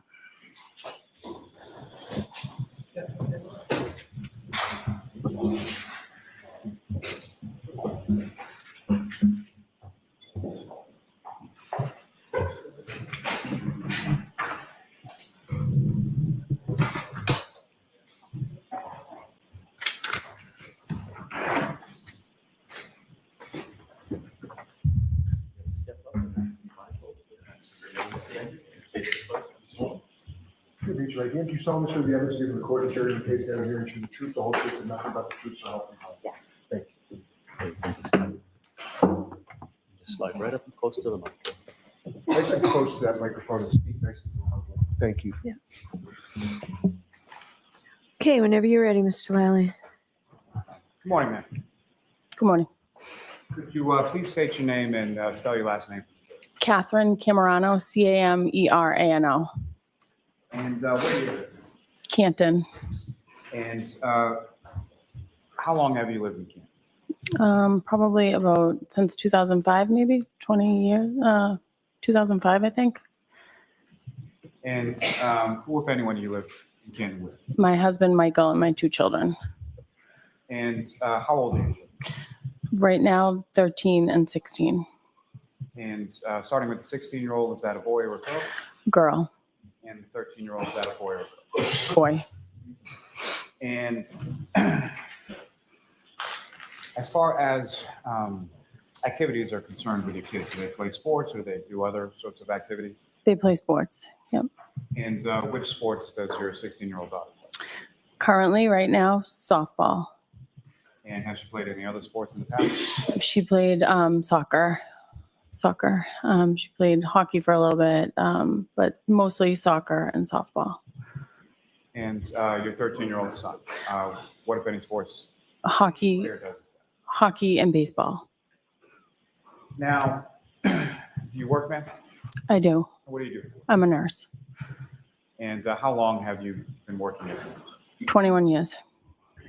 And your husband, does he work? He does. And what does he do? He's a laborer. And how long has he been doing that? Probably 25, maybe even 30 years, actually. And how long have the two of you been together? Married? Married. 20 years? 20 years. 2004. Now, ma'am, if I could turn your attention to January 28th, 2022 into January 29th, 2022. Do you recall those couple days? Yeah. And do you recall what days of the week they were? It was Friday into Saturday night. And starting with the Friday of the 28th, were you working that day? I was working that night. And sort of typically what kind of shift you work as I work 7 p to 7 a, nights, mostly weekends. the weekends would be sort of typically when you'd be at work? Yes. And around this time of January 2022, when you were at work, do you know what sort of your husband and your children would be doing typically on like a Friday night? Friday night, they went to Johnny's house a lot, and the kids hung out, and they all just hung out together on a Friday night. Now, starting with Johnny, who you referred to, you mean John O'Keefe, is that correct? Yes. How is it that you came to know John O'Keefe? My husband got introduced to him, and then the girls started hanging out probably 2018, fourth grade. The boys around the same time when he moved to Meadows, probably around that time. And so Mr. O'Keefe, he had a niece and a nephew of who he was a guardian, is that correct? Correct. And he had a niece named Kaylee and a nephew named Patrick, correct? Correct. And they lived with him, is that correct? Correct. Now, with regard to his niece Kaylee and your daughter, how did they know each other? They first met on the soccer team, probably soccer. Yes, they met soccer fourth grade. Or was it it could have been basketball. She played basketball when she was that little, Madeline. Basketball team, fourth or fifth grade. And then quickly by the fifth, sixth grade, they were like best friends attached at the hip. And as far as Mr. O'Keefe's nephew Patrick, in relation to your son, were they the same age as well? They were. They played baseball together. And outside of baseball, were they friendly as well? Yes. And so a typical Friday night would be you were at work and your husband and the kids would go over to Mr. O'Keefe's house. Correct. You knew where Mr. O'Keefe's house was? Yes. And where was that? On Meadows Ave. About how far away from your house was Mr. O'Keefe's house on one Meadows Ave? Maybe 2 miles, maybe. I don't know. So fairly short distance? Yes. Now, with regard to this specific Friday night, January 28th, you were at work and do you know what sort of the plan was with reference to the rest of your family? Michael, my son, was going to play with a friend of his, a school play in the town, and Michael was going to Johnny's with Madeline, my daughter, and they were gonna hang out there for the night, and Michael and Johnny were gonna potentially go out. Now, with reference to your daughter and Mr. O'Keefe's niece, Kaylee, what, if anything, around specifically to that day, what if anything was sort of going on with them and their school? They had just got into Bishop Van High School that day. And at this time in January 2022, what grade were they in? They were in 8th. They were going into 9th that September. And so they had been accepted to this private school, Bishop Ian, and got their acceptance letters that day. Yep. And what, if any, conversation do you recall having with Mr. O'Keefe in reference to that on that day? They were just really excited about it. Everyone was really excited that they just got in.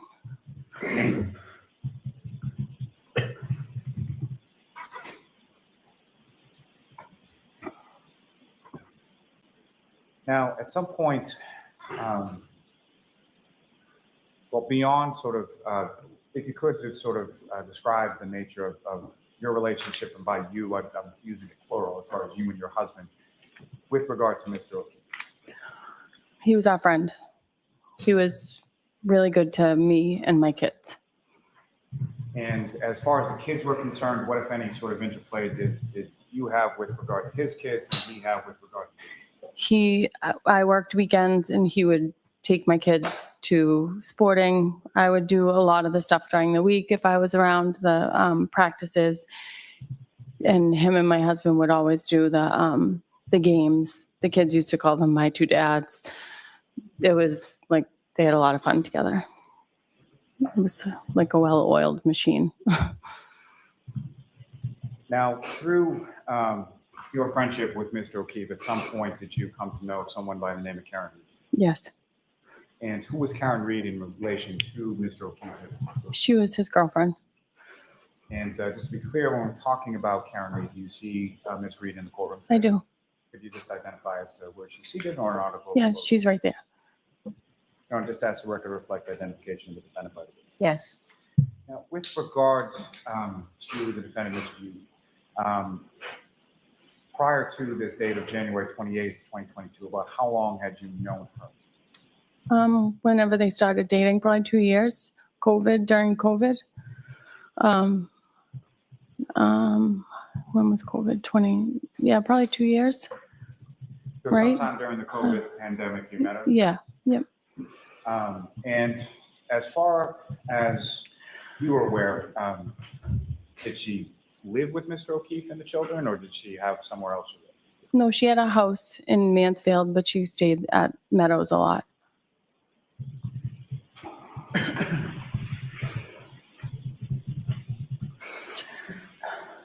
And so during the course around this time of January 2022, general time, about how often would you see Mr. O'Keefe? Probably 3 days a week, I would say.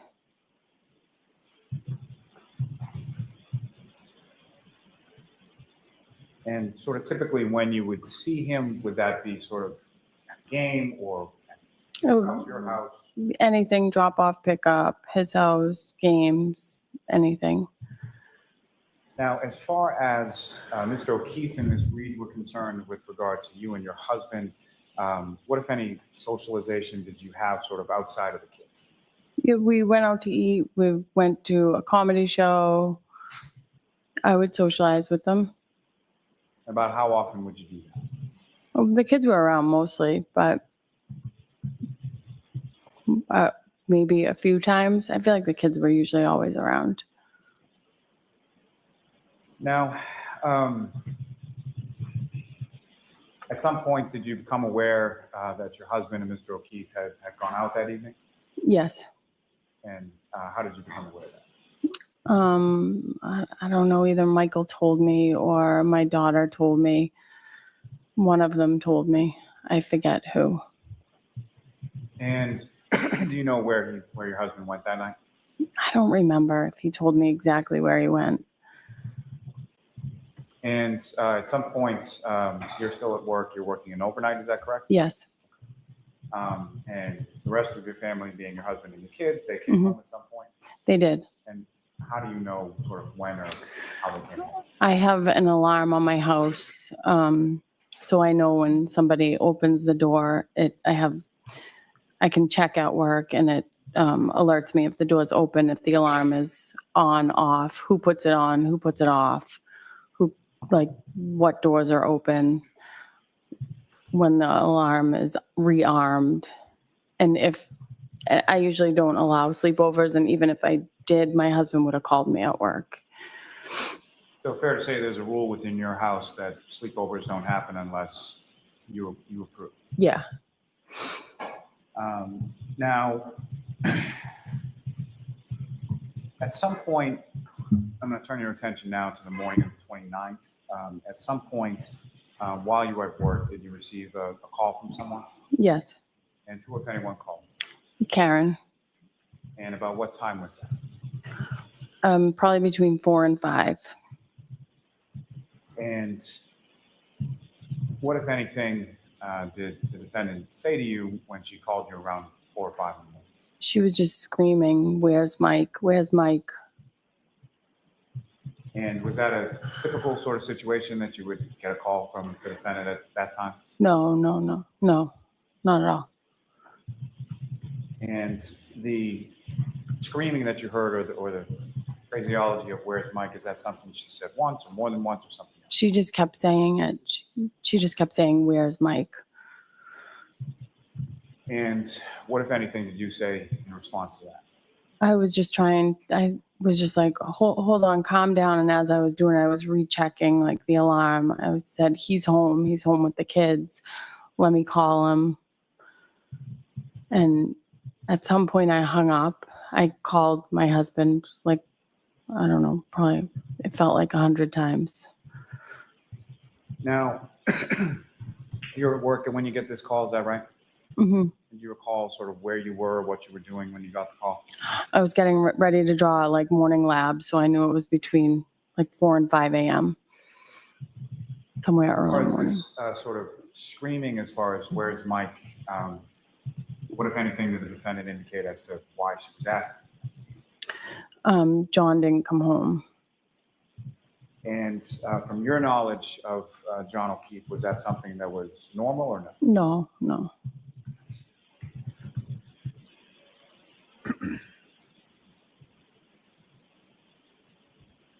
Now, during this sort of initial call with the defendant, what, if anything, did you hear sort of in the background of that call?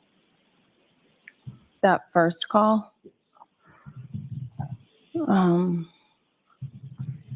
I don't think I heard anything in that. Your memory exhausted as to that? Yeah, I don't remember it.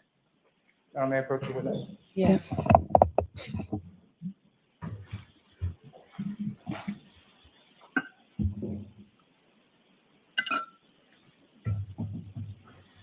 And ma'am, what I'm going to do is I'm going to place a document for you. Mhm.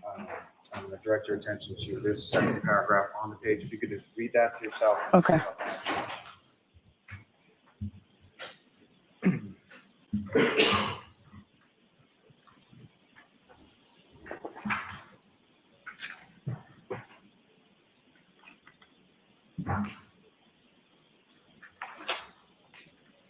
Oh, okay, yeah. I didn't know if that was the, Anything further, may I approach Yep. this with you, John? Yes. oh, yeah, sorry. And so, Ms. Camarano, after reading what I just placed before you, is your memory refreshed as to what, if anything, you heard in the background of that Yeah. initial call? I could hear Kaylee in the background. And you hang up on that call, and then what did you do? Call Michael. And At any point when you're calling Michael, I think you said you felt like it was about 100 times, did your husband Michael answer the phone? he never answered. No, And so after you called your husband many times, he didn't answer. What did you do then? I called either Karen's phone or Kaylee's phone back. I texted John, I think, twice. And then I could, whoever's phone I called, I could hear Jen in the background, that someone had called Jen too. So you were speaking on the phone with either the defendant or Kaylee, correct? Yep, And you could hear someone named Jen in the background. yep, I could hear her in the background. And when you say you could hear someone, Like it sounded, sorry. no, So just as far as Jen, who is that? Jen McCabe. She was one of Madeline's basketball coaches, so I know her voice. Heard her sort of voice on the sideline? Yeah, yep. Did you know her personally at all? I knew her as Madeline's coach. And at some point you were talking to Kaylee on the phone, correct? Yes. And what is it that you were saying to Kaylee at that time? I was just saying to her, is everybody okay? And she said they're going to go out looking for him. I think she said they were going to go out looking, or she's going to go out. No one knows where he is. And then I think I like hung up with her. And then at some point I maybe texted Kaylee or called, and I said, is Karen out alone? And she said, no, she's with Jen and Kerry. So I said, okay, as long as they're not alone. Now, the second phone call, you're talking to Kaylee and you can hear the defendant talking to Ms. McCabe, is that correct? Yes. And do you hear one side of the conversation or both sides of the conversation? I don't really recall exactly. I felt like it was just like a lot of like screaming, like he's not home. I don't really recall 100%. But as far as the screaming that you heard that he's not home, do you recall whose voice that was that you heard saying that? It was Karen. And beyond that, as far as the conversation that you overheard, what, if anything, specific about that conversation, in addition to that, do you recall? I don't. And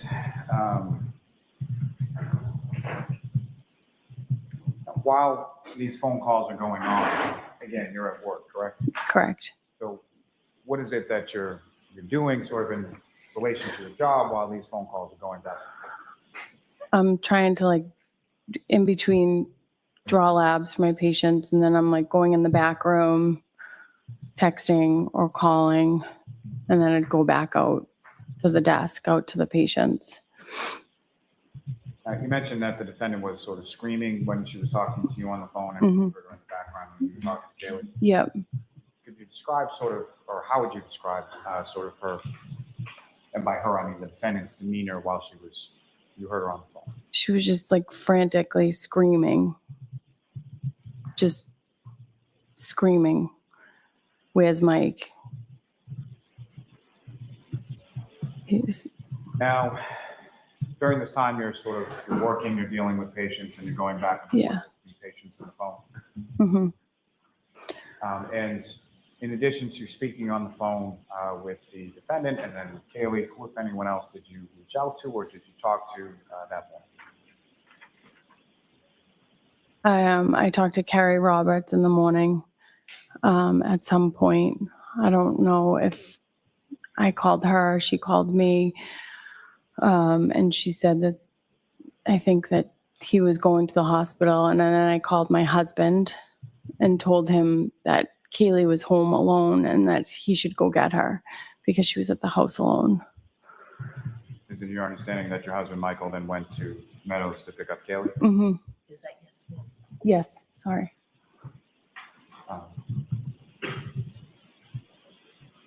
Now, you mentioned that at some point you spoke to Carrie Roberts, is that correct? Yes. How do you know Carrie Roberts? I've known her since high school. And as far as you grew up in the same town, is that correct? No, I was friends with her cousin. So I had known her. And I've always known her. I've been friends with her for a while.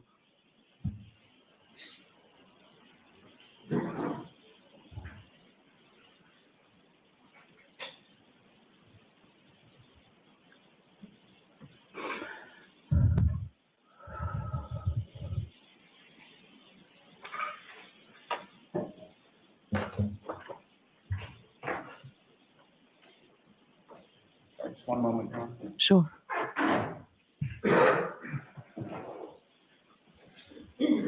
May I approach the witness, Your Honor? Yes.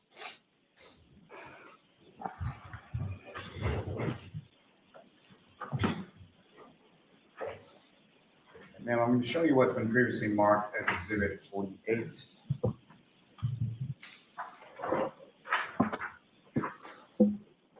And before I do that, I just need to show counsel what I'm showing you.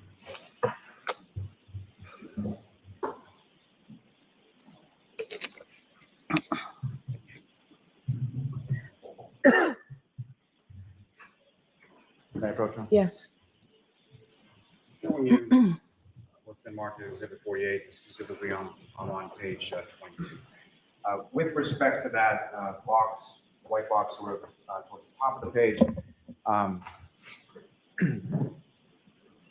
you see a listing as sort of participants of that conversation. Yes, That's a text conversation. yes. And who is sort of listed as the participant within that conversation? Katie Camarano and JJ.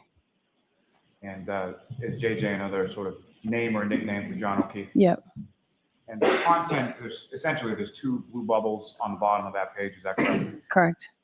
And do you recognize the content of those bubbles? Yes. And what do you recognize those to be? My text messages to him. Those are text messages you just testified about as far as sending to John that morning. Correct. And both of them are from you with no response from Mr. O'Keefe. Correct. And about what time are the two text messages sent to Mr. O'Keefe according to that document? 5:10. May I approach this to retrieve you? Yes. Mhm.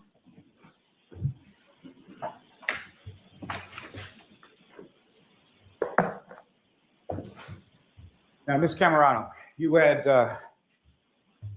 mentioned in your testimony that you had some phone calls or conversations with Ms. Reed on the morning of January 29th, correct? Correct. May I approach again, Your Honor? Yes.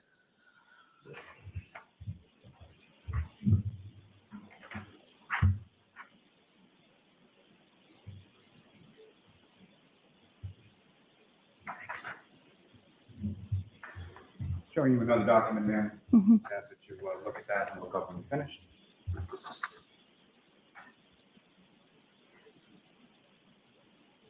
Yep.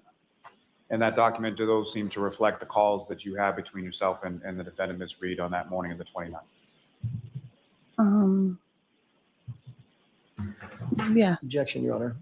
May we approach briefly? Sure. Could I please see that?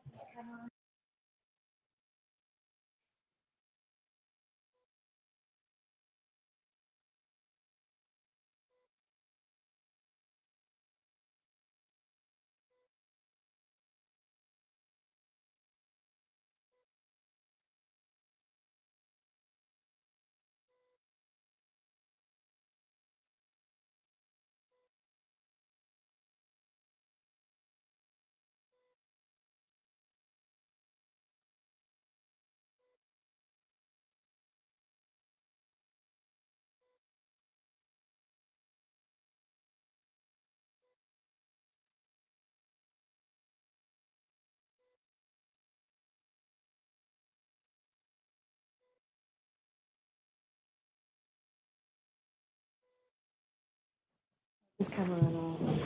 Thank you.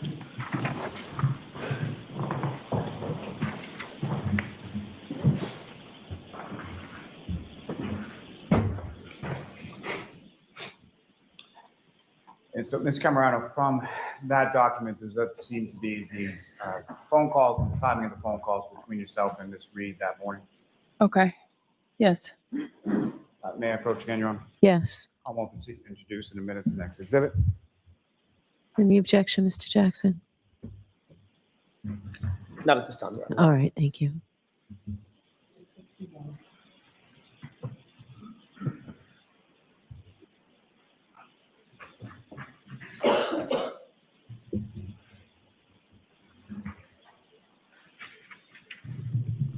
I'm showing that to you, which is now been marked as Exhibit 51. Your Honor, with the court's permission, I would request to publish that to the jury on the screen. Okay.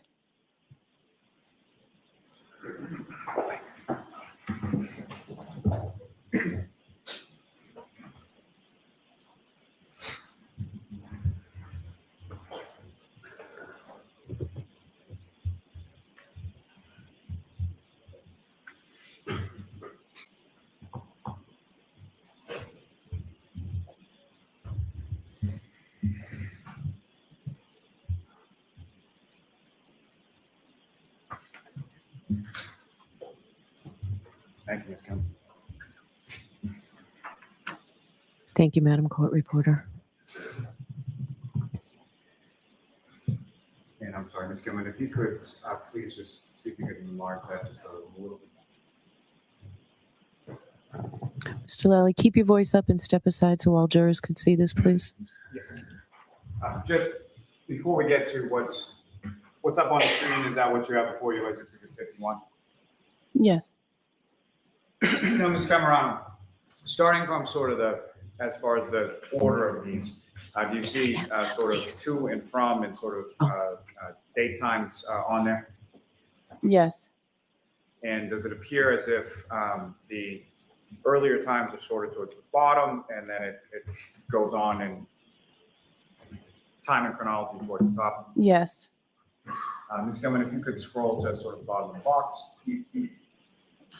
Now, with reference to essentially there are 6 boxes, am I correct in that? Correct. And with regard to box 6, if you could just tell the jury sort of. It says 1/29/2022, 4:49 a.m.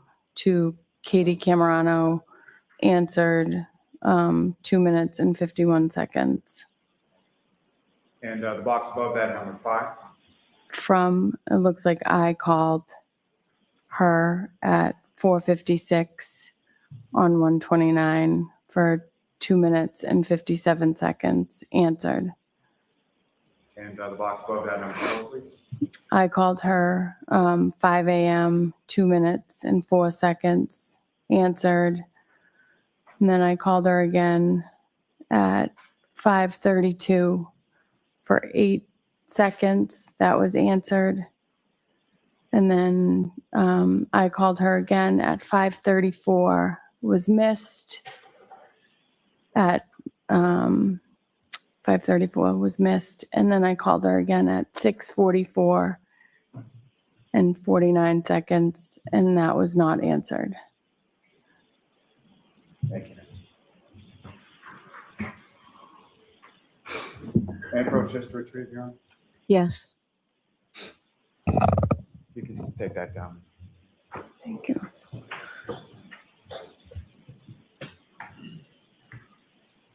Now, with respect,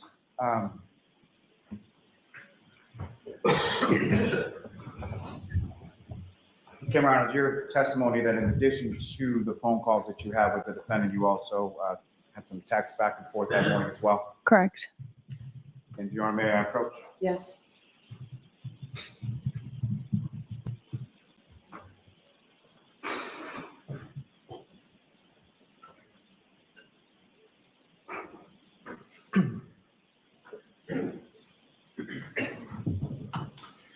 Ms. Camarano, showing you a document, asking if you could just take a look at that and look up when you're finished.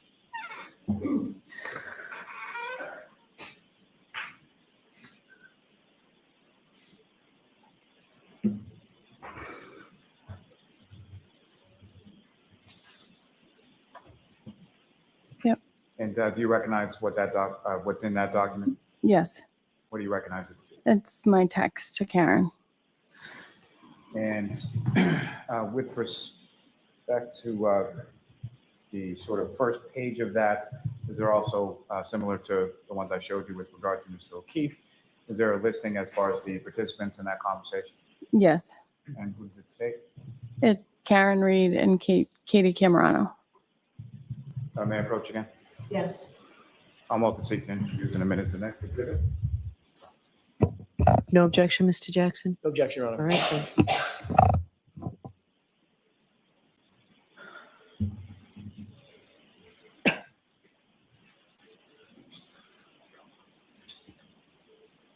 Ms. Camarano, returning what's now been marked as Exhibit 52 to you. And Your Honor, with the court's permission, I would seek to publish this on the screen for the jury as well. Okay.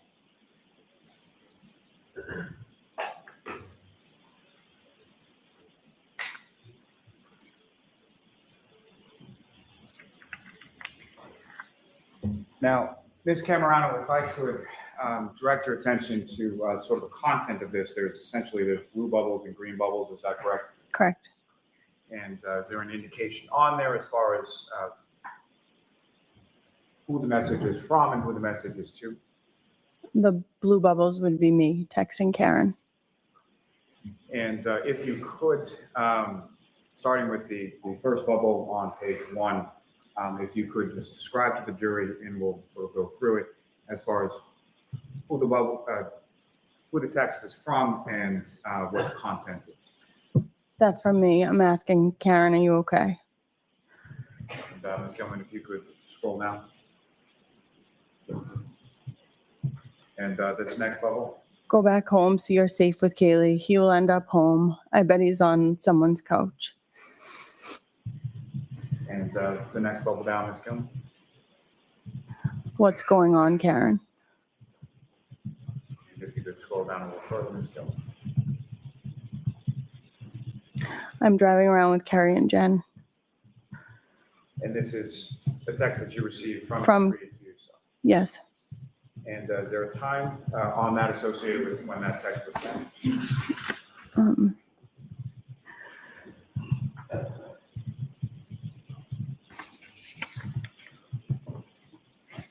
I can't read that from there. 5:53, does it say? 5:53 a.m., is that correct?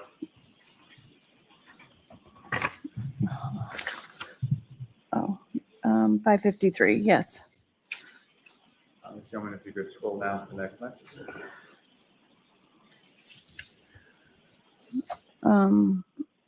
Okay, is one of them driving? And just to be clear, this is you texting. Ms. I'm Reed. texting Karen, yes. Is one of them driving? And then, And why were you texting that, or why were you concerned about that? because she was so hysterical, I didn't want her driving. And Ms. Gilman, if you could scroll down to the next message. And what, if any, response did you receive from Ms. Reed? Yes. And Ms. Gilman, if you could, scroll down to the next. And I said, okay, keep me posted. Gilman, if you could, scroll down. At his brother's or mom's, ?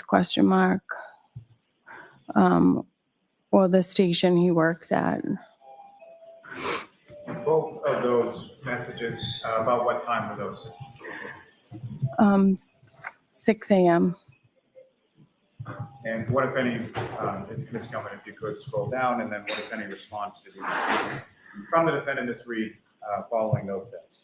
I don't think so. His bro is in West Bridgewater, W. Bridgewater. Ms. Gilman, if you could scroll down again. The next message, ma'am. Right. I'm sorry. I'm just brainstorming. The next green bubble, ma'am. It's okay. And the blue bubble below that. Any luck? And that was a text you sent at approximately what time now? 6:34. And Ms. Gilman, if you could scroll down to the next. And what was Ms. Reed's response? He's dead. And again, at what time did you receive that text message from Ms. 6:34. Ms. Gilman, if you could scroll down again. What, Karen? Are you serious? That's a blue bubble, your response to her last statement. Yes. Ms. Gilman, if you could scroll down again. And then, Karen, do you have any idea where he is, or did you find him? Lastly, Ms. Gilman, if you could scroll down one more time. He was in the snow. And that last message that you received, what time was that? That was at 6:36. Ms. Gilman, you can take that down. And Mr. Officer, if you could select that. Thank you.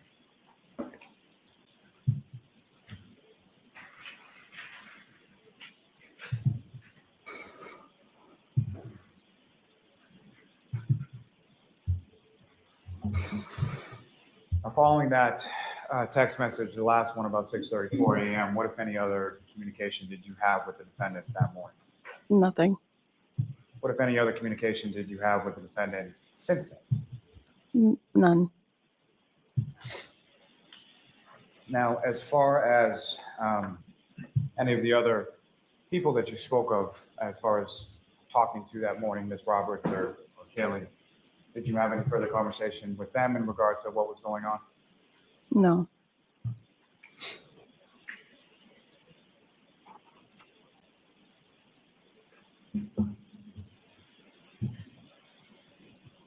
If I may have just one moment, Your Honor.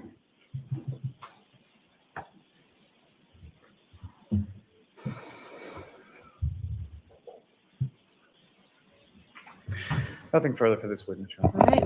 Cross-examination?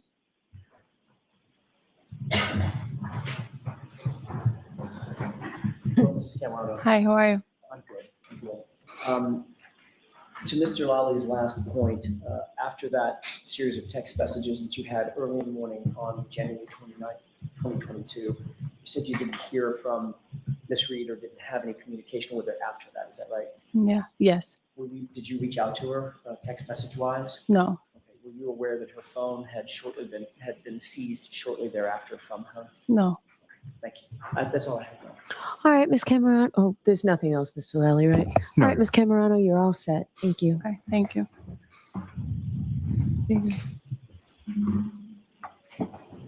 Your next witness, Mr. Lally? Yes, Your Honor. The Commonwealth will call Mr. Curt Roberts to the stand.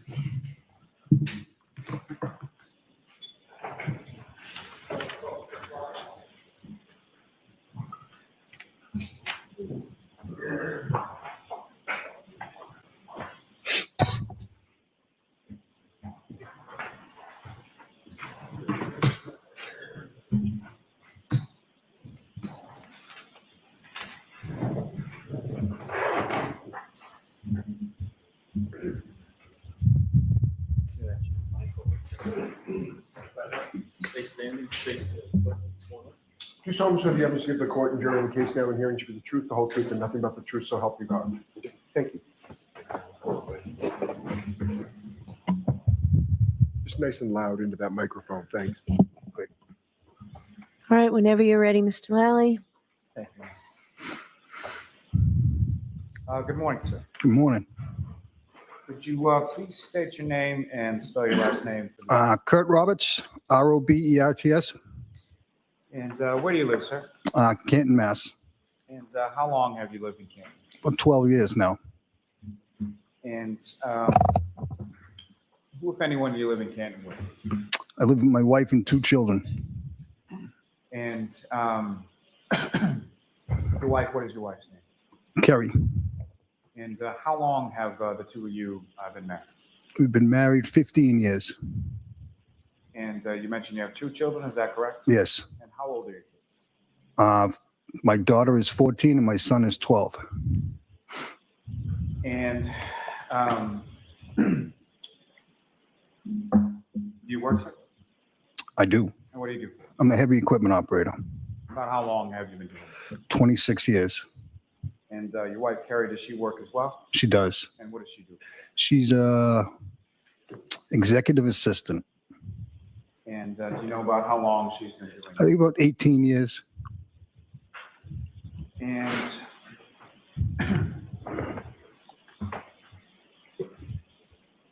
if I could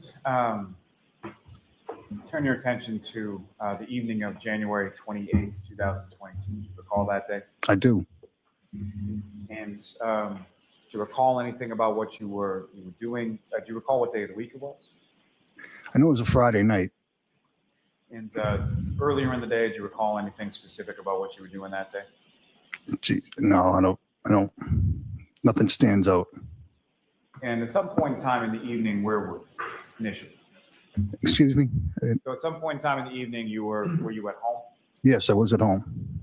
And while you were at home, who, if anyone, reached out to you? Michael Camarano and John O'Keefe. And starting with Michael Camarano, how do you know? I grew up with him since 6th grade. We're both from the same town, Milton. So the two of you grew up in Milton together. You've known him essentially since then. Yes, How would you describe sort of your relationship with Mr. Camarano? we're friends. And does Mr. Camarano, does he have any children around the age of your two children? Yes, he is, I believe, a 16-year-old daughter and a 12-year-old son. And his son and your son, do they do any sort of activities together? They did. They played baseball together. Now, you mentioned John O'Keefe as well, correct? Yes. And how did you know John O'Keefe? When his sister and brother-in-law had passed, he had moved into the house that they lived in my neighborhood. And my wife knew him previously and introduced me in. And the house that he moved into with regard to where his sister and brother-in-law lived, where was that in relation to where you lived? An eighth of it, like not far, very easily walking distance, maybe not far. And the house that Mr. O'Keefe moved into, who, if anyone, did he initially live there with when he moved? He moved in there with the two, his niece and nephew. So his niece and nephew from the couple that had passed away. Yes, And you had a niece named Kaylee, is that correct? yes, A nephew named Patrick. yes. And with respect to his nephew Patrick, how old was he in relation to your son and Mr. Camarano's? Same age, And as far as the activities, Same- baseball and stuff. same baseball team. Yep. So all three of the kids, played baseball together for several years. Yes, Now, at some point, did Mr. O'Keefe move away from that house that was he did. He did. He moved to moved to? One Meadows. And sort of from your house, where was that in relation to your house? Probably 2 or 3 miles. A lot further away. A lot further away, sort of on the Stoughton side of Canton, is that correct? That's correct. And do you recall about what year it was that the kids moved over to Meadows? Oh, maybe 2019, maybe. I'm not sure of that. Now, at some point, over the course of through your knowing Mr. O'Keefe, did you come to know someone by the name of Karina? And when was it in relation to January 28th, 2022? About how long before that was it that you met Karina? Probably maybe a year or two. About a year or two before? Yes, I don't recall exactly. Do you recall when it was that you first met her? I think she might have came to my house, maybe with John. Okay. Now, as far as what, if anything, did you know as far as the relationship between Miss Reed and Mr. O'Keefe? I don't understand. Who was Miss Reed to Mr. O'Keefe? Oh, girlfriend. Sorry. Nothing is your fault. It's entirely my question. Okay. Okay. So, with respect, and just so we're clear as far as what we're talking about, do you see Miss Reed in the courtroom today? Yes, I do. If you could just identify as to where she's seated or an article of clothing she's wearing. She's seated right there. And again, just as a record reflect identification by Yes. the witness. Thank you. Now,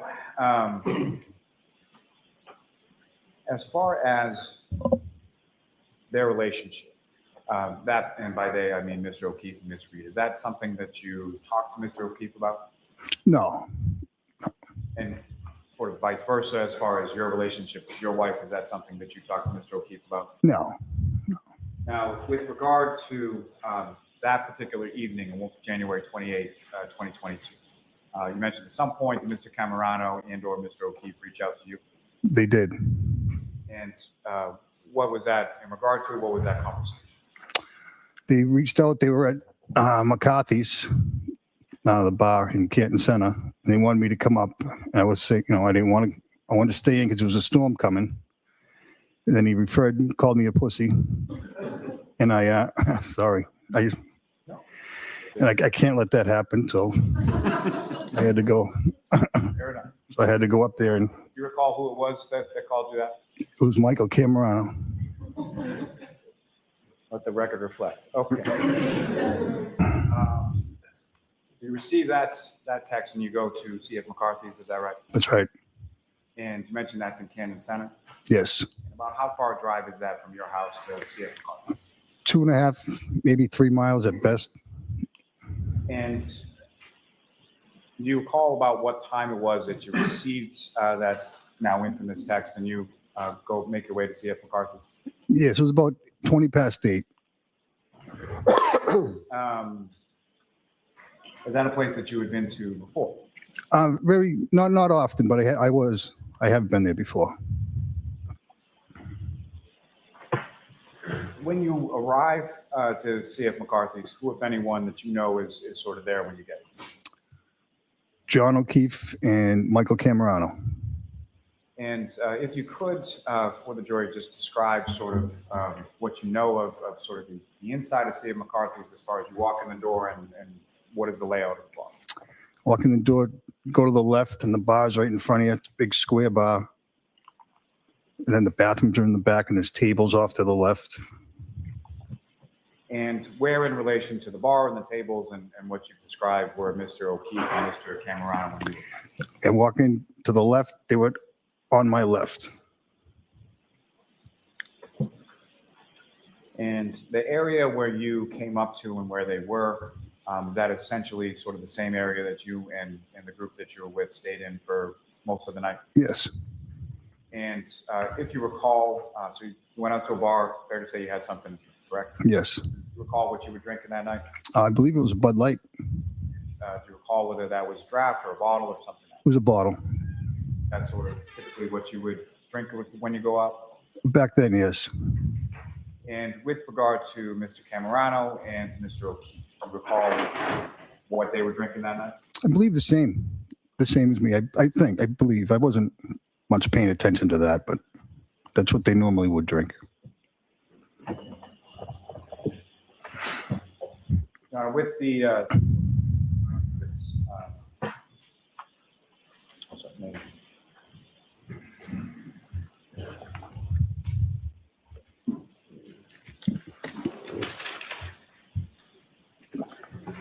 with the court's permission, if I could publish to the jury portions of what's been marked as Exhibit 50, the CF McCarthy's video.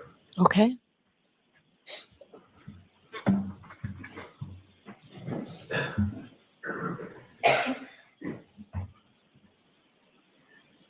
Now, Ms. Gilman, if I could ask for the second video. And if I could ask you to push it forward to 34 minutes and 10 seconds.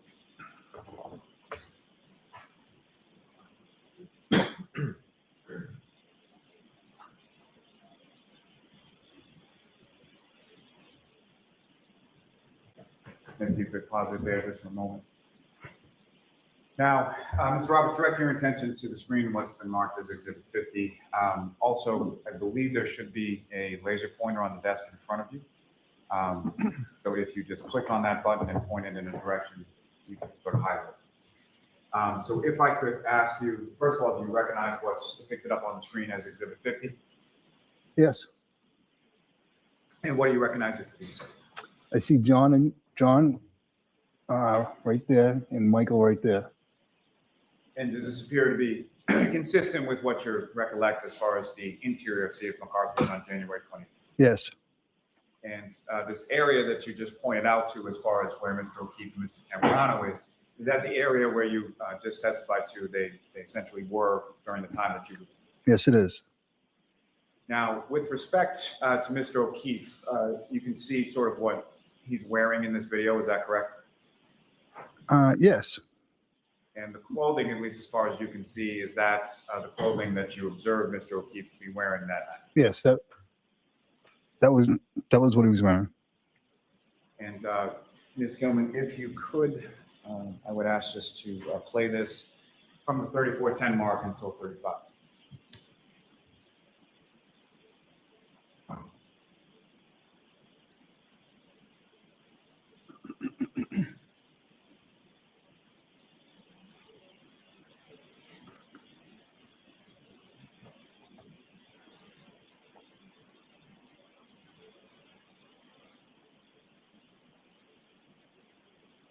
pause there just for a moment. The gentleman that just came in through the door, do you recognize him, sir? Yes, I do. And who do you recognize him? That's me. So that was about the time that you arrived, is that correct? Yes. Ms. Gilman, if you could just continue it for another 30 seconds.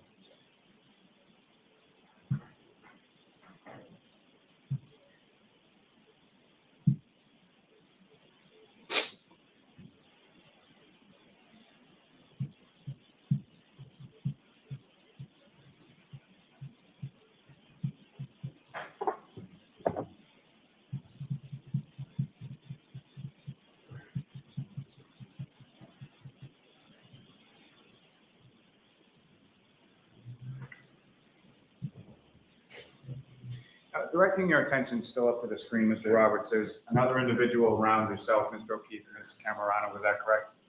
Yes. And do you recognize who that person is? At the time, I didn't know. He doesn't look the same in this picture right now, but I believe it's Sully. And that's someone at this time on January 28th, you didn't know who that was? No, I did not. You now do? I do now. Yes. Okay. Who do you know him to be in relation to sort of yourself and Mr. Camarano and Mr. O'Keefe? Well, I know his son plays baseball on my son's baseball team. And I met him that night. We were talking. This would have been the first time that you had met this person you now know as Sully. Yes. Thank you, sir. Now, with reference to this evening, at some point, who, if anyone else, sort of came into the bar and joined your group? Karen Reed. And that was sometime after you had initially arrived, is that correct? I believe so. Yes. It was after I had already been there, I believe. And Ms. Gilman, if I could, from the same exhibit, but going to the fourth video down.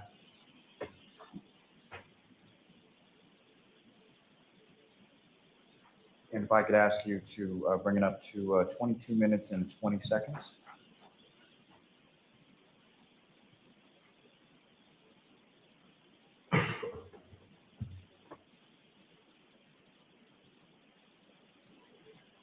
If you could just pause. Now, as far as Ms. Reed, you see Ms. Reed in this video? Yes, I do. And if you could, just using that laser pointer, direct the jury's attention to where you see Ms. Reed. Right there. Now, Mr. Roberts, you were, fair to say, a little reluctant to come out that evening. Is that correct? That's correct.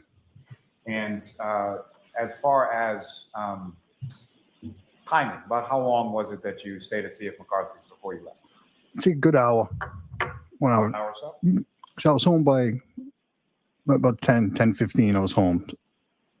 And if you recall, about how many beers did you have while you were there? Probably 3 or 4. And what you were drinking, was that, as far as amount was concerned, was that the same, less, more so than sort of the other people that you were with? Probably one more. I would think. I kind of drank them kind of fast because I was taking off. So you may have lapped them by a round or something? Sure. Yes. Now, you mentioned what you and Mr. O'Keefe and Mr. Camarano were drinking. What, if anything, did you observe Ms. Reed to be drinking at that time? It was a clear glass with probably a lime in it. I'm assuming a vodka tonic, maybe. I'm not positive what it was, but it was a clear glass with. And from your prior sort of interactions or socialization with Ms. Reed, is that something that she would typically drink? Yes, I guess I would say.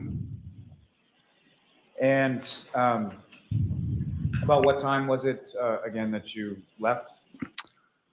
I think I left about 10 o'clock. It took me a few minutes to get home. So. And with regard to when you left, did you sort of announce that to anybody, or how did you? I usually don't, because then I'll have to deal with it again. But when we walked out, I did. Me and Michael Camarano, I believe, about the same time. I might have been a minute or two before him. That's all. So you sort of exit and just sort of leave, and then at some point in time, around the time that you left, Mr. Camarano left as well. That's right. And Ms. Gilman, from what's up here as Exhibit 50, if I could ask you to just play from this point, so about 22 minutes and 50 seconds.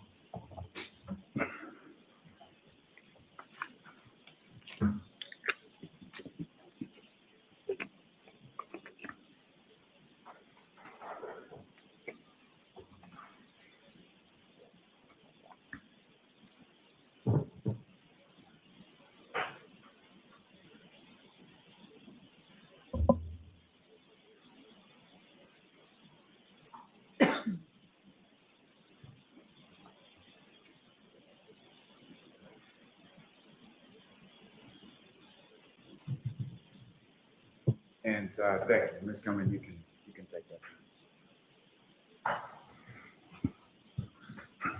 So the camera kind of caught your bop, correct? I believe so, yes. So fair to say that was about the time that you left. I would say. And with regard to during the time that you were at McCarthy's with this group, including yourself, Mr. O'Keefe, Mr. Camarano, and Ms. Reed, how would you describe sort of the general tone or demeanor of the group while you were there? Everything very normal. Just a few friends out having some drinks. Nothing that stands out. No arguing, no anything? No. And as far as the clothing that I asked you about with regard to what Mr. O'Keefe was wearing, when you were there that night, did you notice anything as far as tears in the clothing or any dishevelment, anything like that? No, I didn't notice anything. And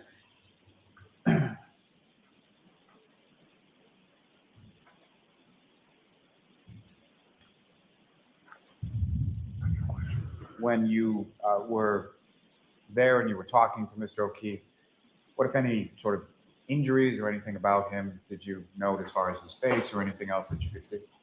Nothing, no. Now, once you left, where did you go? I went home. And do you recall when you got home? I think you already said it, but about what time was it that you got home? But I think 10:15 would be my best guess. When you got home, who, if anyone else from your house, from your family, was there? I believe my wife and kids were there. They're up in bed, but they weren't downstairs. And at some point, did you go to bed that evening? I did. And about what time was it? Probably I saw the snow start coming down. Probably 11:30, 12, maybe midnight. And about the time you mentioned that you had been aware that there was a storm coming in, correct? Yes. About the time that you went to bed around midnight or so, what, if anything, did you observe? Did you look outside or see anything? It was snowing.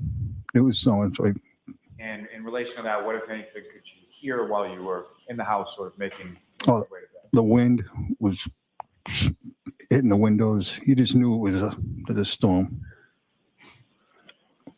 Now, you go to sleep with your wife, correct? That's right. Yes. The next morning on the 29th, what, if anything, is it that wakes you up?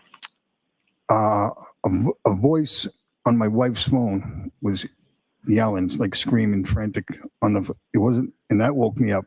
So I asked, what is that? And initially, did you recognize that voice on your wife's phone?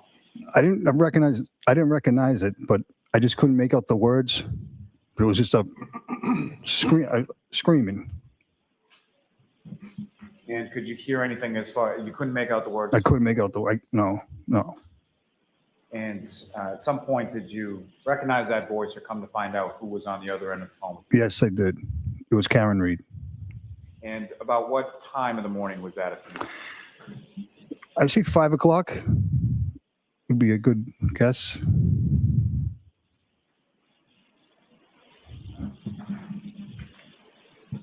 And as far as you wake up, you hear the screaming, what happened? My wife gets up. She starts getting crazy and then putting her clothes on and running out. I'm telling her not to go because the weather was pretty bad at that point. And of course she goes. So she doesn't listen to you and she continues to get dressed and go? Yes. And when you say the weather was pretty bad at that point, can you expound upon that as far as what you saw? It was snowing. It was very windy. It was snowing heavy. And your wife, Carrie, did she say where she was going? She said, John's missing and I got to go. I don't know exactly what she said, where she was going. And from the time that you initially sort of wake up around 5 a.m. or so to the screaming on the phone to the time that your wife, Ms. Roberts, leaves your house, how much time had elapsed between those two things? By the time I woke up until she left, I'd say 15 minutes. And when your wife leaves the house and she's driving, is that correct? She was. And do you recall which car she took? She took her car, Ford Explorer. That's an SUV, is that correct? Yes. Do you recall what color the Ford Explorer was? It's gray. Now, after she leaves, when is the next time that you spoke to your wife? She called me on the phone. I forget. I can't really recall exact times now. They tell me that they found John. He's in the ambulance. They bring him to the hospital. And she was going to get Mr. and Mrs. O'Keefe. And by Mr. and Mrs. O'Keefe, who did you understand that? John's parents. And did you know John's parents? I did. Did you know where they lived? I did. And where did they live? In Braintree. So your wife calls you, tells you Mr. O'Keefe's in an ambulance and she's going to Braintree to get his parents. That's right. And after you heard that, what is it that you did next? I believe I snowblowed the driveway, got it ready because I knew she's going to come home in a mood. Clear your driveway. So she could, yes, because it was, yes.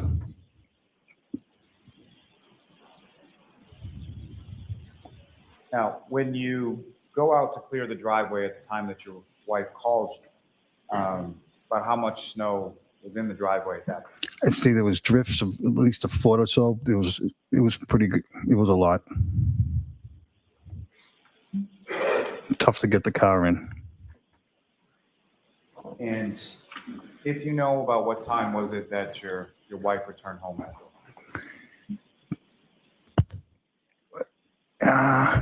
8 o'clock. I don't know exact time. And when you say 8 o'clock, you mean 8 o'clock in the morning or night? A.M. 8 a.m. If I may have just one moment, Your Honor. Yes.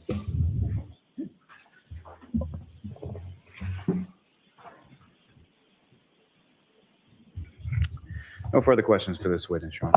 All right, cross-examination. Thank you, Your Honor.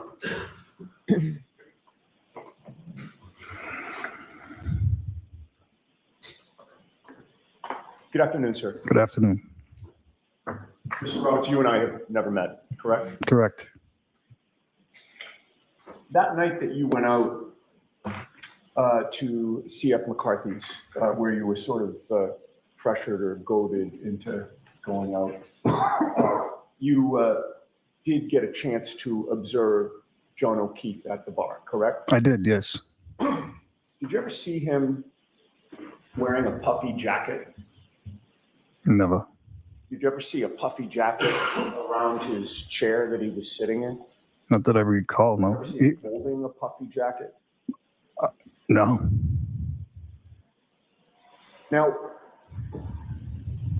you noticed on the video, one of the last videos that Mr. Lally played for you, that prior to your making the Irish exit there, you did have some interaction with Karen Reed, correct? I believe so at the end. You saw that the two of you were at one point face to face. I did for a brief. Yeah, it was maybe 10 or 20 seconds. Okay. Does that sound fair? It does. And when you were face to face, you were looking at her and she was looking at you, correct? Yes. And there was some type of interchange between the two of you. Maybe I was saying bye. I don't recall. I don't You know. probably don't remember the specifics of No, I don't. what the conversation was, but there appeared to be some type of small conversation. I saw her from the video, yes. And while you were speaking to her, you had no indication that she was slurring her words in any way, correct? I didn't think so, no. No. Her eyes didn't appear to be bloodshot and glassy, correct? Correct. She wasn't swaying or stumbling in any way, correct? Correct. She didn't appear to be confused in her thinking or her speech. She did not. She appeared to be normal, correct? Yes. There was nothing about her demeanor or her interaction with you that would lead you to believe that she was under the influence of alcohol at that time. No, not. And during the time that you spent with them at the bar, You didn't see any evidence of any problems between Karen and John O'Keefe? I did not. No arguments or bickering or anything like that? No. Neither one of them was complaining about the other, correct? Correct. Were you able to see any of the affection between the two of them, either physically or with regard to what they were saying? I didn't see any of it. Any. It seems like you were more concentrated on. I was talking with the guy. We're talking with Mike at the bar. And, So, but you had known Karen, or at least known of her, and had some interactions with her for, I believe your testimony was about a year or two. yes.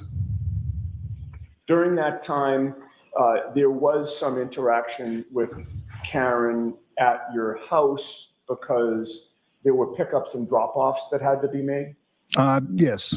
And you would see that, you know, Karen had been to your house when you were there, specifically to pick up your son, correct? Yes. How often would that occur? I don't recall. Not, I don't think. Both times? Maybe.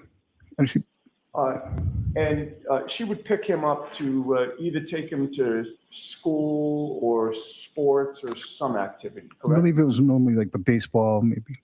I believe. I don't know. I don't arrange that stuff. My wife takes care of that, so I don't arrange for the pickups, and it's usually my wife does that. So I can't tell you exactly what it was for. No, I understand. I'm just getting the fact that you were present when these pickups occurred. Yes. And that would be because Karen was sort of shuttling, you know, either Kaylee or Patrick to events, correct? Correct. And when there was an intersection specifically with regard to Patrick and your son, she would take both of them, correct? Yes.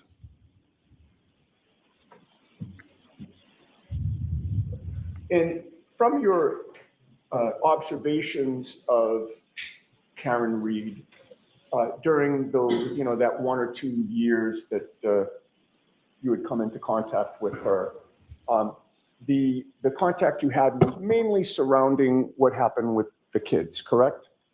Yeah, I would say. Maybe. And she appeared to be responsible, correct? Objection, Your Honor. The objection sustained. Ask it differently, Mr. Yannetti. Sure. She appeared to be caring toward the kids, did she not? Objection. Overruled. May we approach? Okay. Jurors, feel free to stand up and stretch.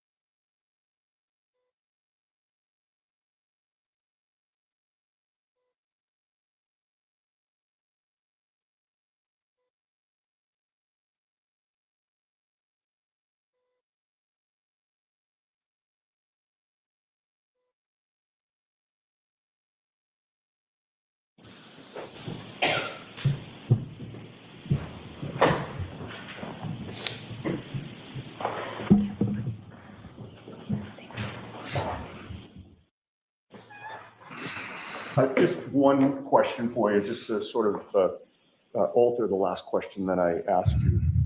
From your read on this, it appeared to you as though Karen was caring for the kids and caring about them, correct? Correct. Nothing. Okay. Any follow-up, Mr. Lally? Briefly, just one question, sir. As far as your observations of Ms. Reed in regard to Mr. O'Keefe and in regard to the children, that was what you observed, correct? That's right. And so as far as what, if anything, went on behind closed doors or in their relationship, you weren't really privy to that? I was not. Okay. Nothing further.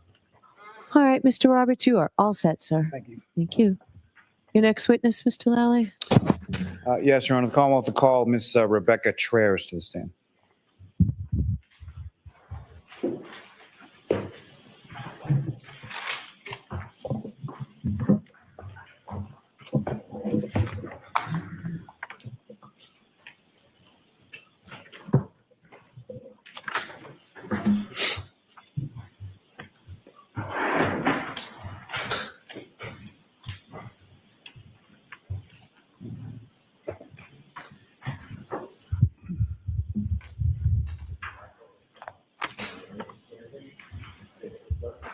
Do you solemnly swear the evidence you give the court and jury in the case hearing here is the truth, the whole truth, and nothing but the truth, so help you God?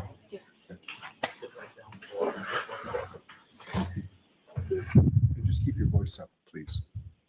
All right, whenever you're ready, Mr. Lally. Thank you, Your Honor. Good afternoon, ma'am. Good afternoon. Could you please state your name and just spell your last name for the jury? Rebecca Traers, Trayers. Ms. Traers, what do you do for work? I am a bartender. And where is it that you work as well? Waterfall Bar and Grille And where is that located? in Canton, Massachusetts. And how long have you worked there in that capacity? About 7 years. And in relation to where in Canton, Massachusetts is the Waterfall located? In the center. And is there a typical sort of shift or nights that you would work in regard to working at the Waterfall? At the moment, it's like Thursday, Friday, Saturday nights. And when you work sort of the nights, what time is it sort of that you start and what time is it that you typically finish? The shift starts at 5 and we are by volume. So it's once like people start leaving, generally around 10 to 11. And sort of what is the latest that, based on volume, if people are sort of hanging around in the bar, when would you sort of, last call, turn the lights on kind of thing? 12:45 is the latest that we could do last call. Now, during the shifts that you work, about how many people, or like what does sort of the staff look like in regard to sort of your evening shift? For upstairs, there's typically like 2 of us with a couple of food runners. And with regard to entertainment, does the Waterfall have certain nights of entertainment, sort of live entertainment within? Fridays and Saturdays. And what kind of entertainment would be there on a Friday or Saturday? Bands. Is that sort of the same bands over and over, or is it sort of different bands as it goes? They rotate throughout months. Now, were you working at the Waterfall in that capacity around or on January 28th, 2022? Yes. And let me ask you, stepping back for a second, just more general questions. What time does the Waterfall typically open? Open like 11 a.m. So basically 11 a.m. to 11 p.m. or based on volume when you close? Mm-hmm. Is that yes, ma'am? Yes, ma'am. Now, with respect to the Waterfall, if you could just sort of describe, I know it's located in the Canton Center area, but what kind of building is it? What, if anything else, is sort of around it? It's in a condo unit. So in a condo sort of complex? Yeah. And is there a parking lot associated with both the complex and with the Waterfall? Yes. And as far as entrances and exits, how many of those each are there? 4. And what is sort of the typical entrance that people would come in? There's typically 2, one in the front and then one on the back by the patio. And so the one by the front where is that in relation to the parking lot? It's right outside the parking lot. And so if I walk into that front door over by the parking lot and come in, can you describe for the jury sort of the layout or like sort of how many tables, what kind of tables that you observe there? When you initially walk in, you walk into like the lounge area. There's about 7 or 8 high tops and then probably 4 or 5 low tops. And then right beyond that is the bar area, which leads into the patio. And we have 2 back rooms also, but those aren't typically used. And as far as high tops and the low tops, starting with the low tops, about how many chairs would typically be around the low top? 4. And as far as high tops, how many chairs? 6 and 2. We have both. Now, is there, in addition to being a bar, is it also sort of a restaurant you serve food? Mhm. And is there sort of a, how is that staffed as far as the kitchen staff is? In the kitchen, there's typically 2 cooks at a time. That's downstairs. And maybe pretty well understood, but just as far as your duties and sort of responsibilities as a bartender, what is it that you do? I serve drinks and take food orders. Now, are there people, do you have sort of regular customers that come in on a fairly regular basis? Yes. With respect to the bar, is that sort of a full service bar? What would full service be? 4 questions. Let me rephrase. So you have beer and wine, is that correct? Yes. And is there sort of mixed drinks and cocktails and things of that nature as well? Yes. Now, when it comes to the glassware that the Waterfall has, where does that typically, where does that come from? Like, where do we buy it? Is that what you're asking? Typically a Restaurant Depot. And is there like a certain type of, well, let me start that. So if you're getting something that's either a draft beer or wine cocktail, does the type of drink that you're ordering have any reflection in the type of glass you would receive? For the most part, yes. And as far as if you're, let's say, getting a non-alcoholic drink, how would that typically be served? In a pint glass. I'm sorry, what was the answer? A pint glass. Thank you. And if you were getting a mixed drink or a cocktail, how would that typically, what kind of glass would that typically be served? In like a shorter one. And the shorter sort of cocktail glass, as far as the weight of that, would that be heavier or less heavy than the pint glass? The same.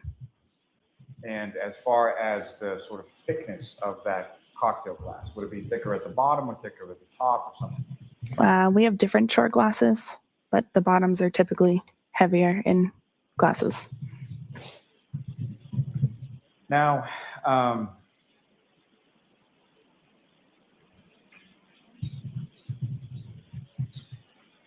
on that particular evening of January 28, 2022, do you recall whether or not there was any sort of musical entertainment in the bar that night? There was a band. And do you recall the name of the band or what kind of music they played? No. But it was a live band, is that correct? Yep. And when a live band is performing at the Waterfall, where is it in regard to the layout that you were just describing that band would typically set up? When you walk into the building, it's left of the high tops. There's like a small alcove. We move tables for them. And once the band is done, what, if anything, do you do with that space once the band clears out? We put the tables back. Now,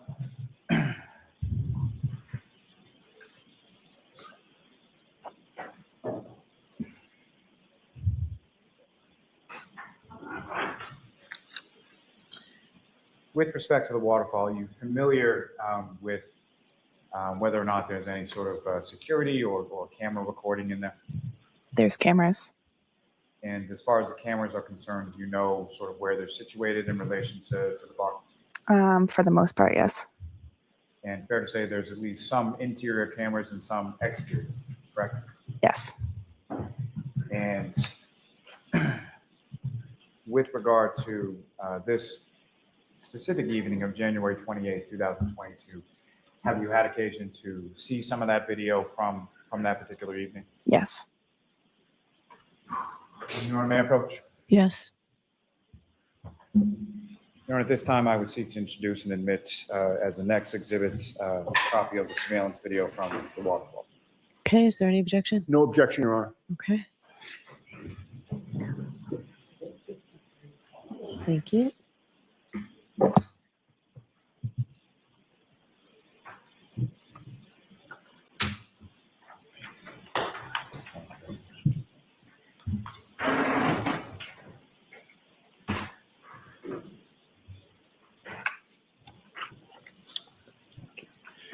Your Honor, with the court's permission, I would ask to publish just certain small portions of that at this time. Okay.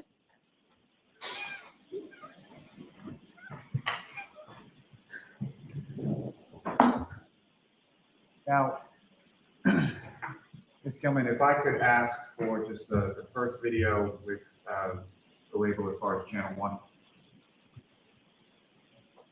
If you could just pause right there. Now, Ms. Traers, what's up on the screen? Do you recognize generally what that is? Yes. And what are we looking at? Waterfall parking lot.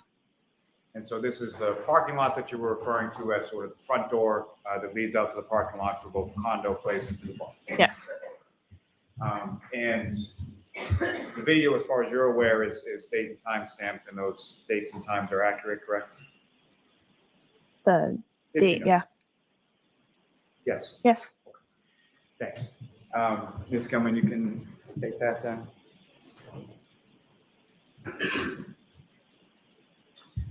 And Ms. Gilman, if I could have from channel 3, the first video associated with channel.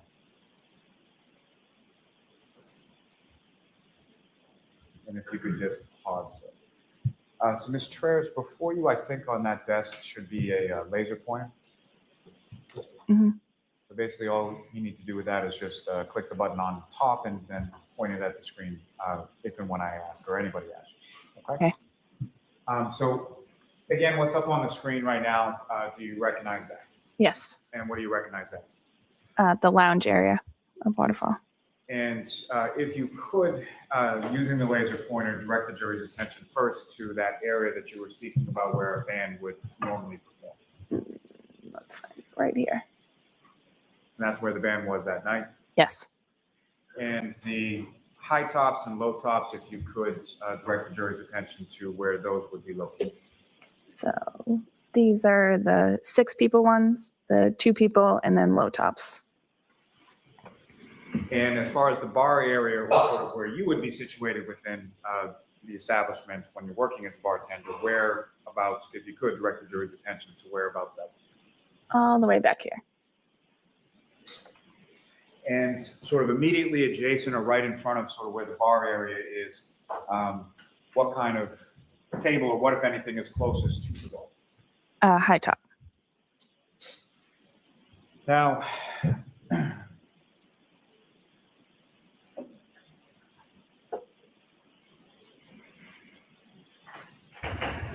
Ms. Gilman, if I could ask you to take that one down. If you could, please go to the 6th video listed down for channel 3.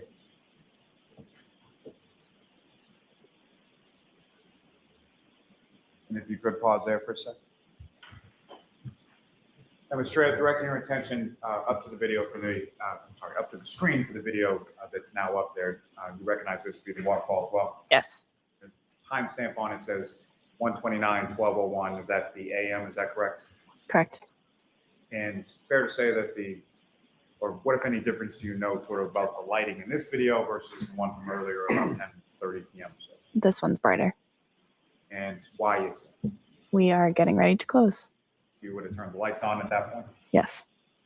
And as you're closing, what are some of the sort of final things that you're doing as you're sort of closing up shop? Cleaning up.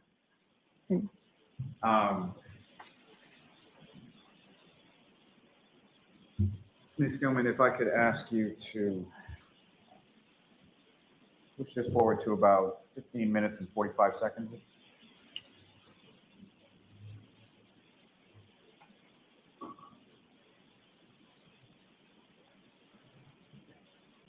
And Ms. Traers, from the date and time stamp up there, about what time is this? Does it say on the screen? 12:16 a.m. And Ms. Gilman, if you could play this from this point till about 16 minutes and 8 seconds.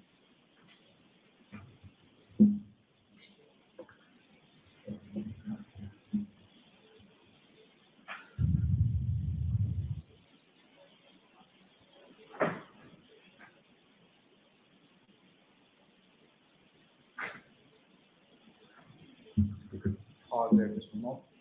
The individual sort of walking from the top of the screen down towards the bottom, towards that front door area. Is that where the front door is? Yes. And again, if you could, just for the jury, just using the laser pointer, direct their attention to where that front door is. Right here. You recognize who that person was? Yep. Who was Yes. that? That's me. You were basically taking the trash, correct? Yes. Ms. Gilman, if you could just run it through to that 16 over.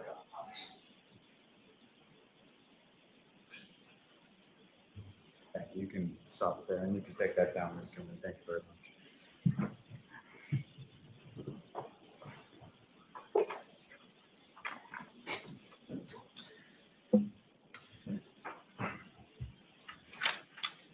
Now,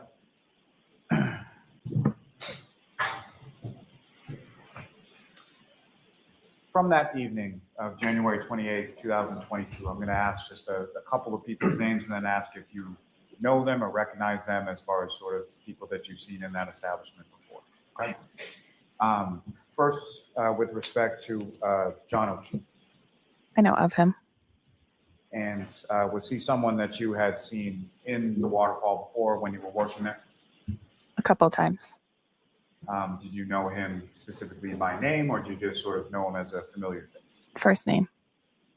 And what is it typically that, you know, as a bartender, what is it typically that he would sort of order or get when he was? I couldn't tell you. Don't know. I'm just asking as far as beer versus cocktail versus whatever else, if you know. I'd say beer. And do you recall seeing him in the Waterfall on January 28th? Yes. And could you describe what, if any, interaction you had with him or when about that was in the evening? He came up to order a beer. And at the end of the night, there was one group that was sort of the last group to leave. Is that correct? Yes. And where were they sort of situated in the bar? The high top, yeah, in the lounge closest to the bar. And what, if any, association did you see with Mr. O'Keefe with regard to that group? I believe he was standing with them. Could you keep your voice up, please? Yes. Thank you. And ma'am, if you want, so that microphone, you can move anywhere, so whatever is most comfortable. Thanks. Now, were you familiar with anybody as far as a female party that would accompany Mr. O'Keefe to Waterfall on that or prior occasions? No. And had you seen Mr. O'Keefe in there with or without any sort of female companionship? Previously? Yes. No. Not that I'm aware of. I'm sorry? Not that I'm aware of. Not sure. Mhm. Now, with regard to Christopher Albert, did you know him? I know of him. And you're familiar with him as far as someone who came into the Waterfall on occasion? On occasion, yes. About how often would he be in? Once every few months. And do you recall him on the evening of January 28th? I actually don't remember. And anybody, as far as anybody else from the Albert family, as far as a Brian Albert, were you familiar with him? I know of them. And do you recall him being there on January 28th? Yes. And where was he in relation to the group that was at the high top table closest to the bar? Same area. And who, if anyone else from that group, did you recognize or did you know on that evening? The only people I would have recognized would be Brian Higgins and Brian Albert's wife. And do you even know what Brian Albert's wife's name is? I forget. And Mr. Higgs, is that someone that you had seen in there on prior occasions? On occasion, yes. And as far as Mr. Brian Albert, is that someone that you had seen there on prior occasions as well? Same, on occasion. And had you seen Mr. Higgins and Mr. Brian Albert there together on prior occasions as well? Yes.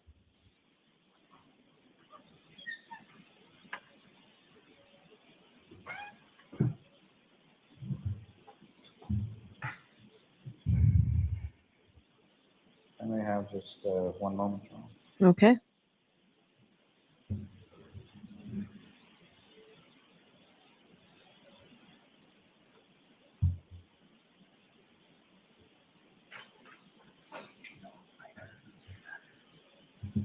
Now, at some point following that evening of January 28th, do you recall troopers from the state police coming to the Waterfall, speaking with you and speaking with the owner of the Waterfall? I spoke with them, not at Waterfall. And are you at least aware that they received from the establishment not only the video, but some receipts from that evening as well? Yes. And have you seen those receipts on some prior date? One. Your Honor, may I approach? Yes.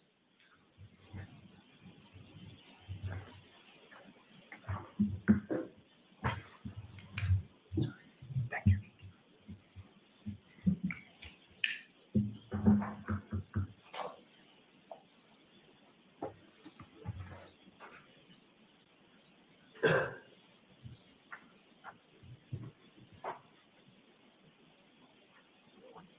Thank you.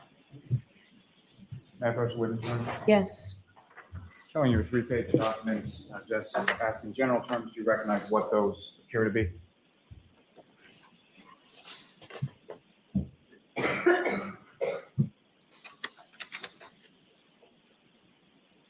Yes. And obviously you work at the Waterfall, you've seen receipts that are generated by the establishment before, correct? Yes. Do those appear to be receipts from the Waterfall? Yep. Is there any sort of date? I'm sorry. Was there a yes or no answer? Yes. Thank you. And with respect to the receipts that I've placed before you, do they have a date on them? Yes. And what is the date? 1/28/22. Your Honor, may I approach? Yes. Call will seek to introduce and admit as the next exhibit. Okay. No objection. Okay. Thank you.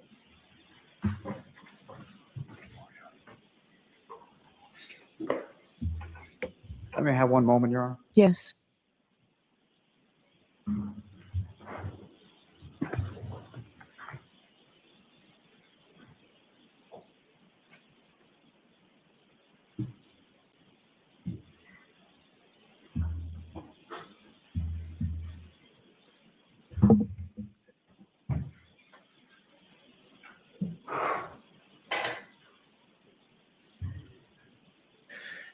And Mr. Ayers, just one last question. With regard to some of the people that I'd asked you about, as far as Mr. O'Keefe, Brian Albert, Brian Higgins, Christopher Albert, any of those parties that you knew them sort of exclusively through your work at the Waterfall, correct? Yes. Okay. Nothing further, Your Honor. All right. Ms. Giannetti? Thank you, Your Honor.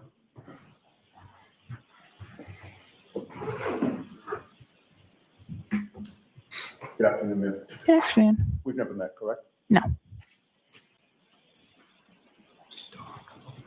You had been a bartender at the Waterfall for how many years? About 7. And that was prior to January of 2022, or you've now been there for 7 years as of today? As of today. As of today. Prior to being a bartender at the Waterfall, did you have another bartending job somewhere else? Yes. Where was that? I've worked at a couple of places. In what towns or cities? A couple in Canton. And the couple in Canton, was that immediately prior to moving to the Waterfall? Yes. All right. And we don't have to get into the names of them, but how many years were you a bartender in Canton prior to going to the Waterfall? Prior to the Waterfall, about 4. Okay. So For about the last 11 years, you've been a bartender at one establishment or another in the town of Canton, correct? Yes, Are you from Canton? I am. Did you grow up in Canton? Yes. And you no longer live in Canton? I recently moved back. Now you're back to Canton. I got you. Okay. And you had, I believe, testified on direct examination that you either know or know of the Albert family. Correct. You would agree with me that they are a well-known family in the town of Canton? Objection. Overruled. Do I answer that? Yes, you can Oh. answer. You can answer. Instead of overruled, so you can. I would say yes. Okay. And how many members of the Albert family do you know either personally or professionally? And by professionally, I mean, obviously, you're a bartender, and personally means that you know them in some other way. It would only be professionally, and I'd say 3 or the whole family of the Alberts. Is that what you're asking? Yes.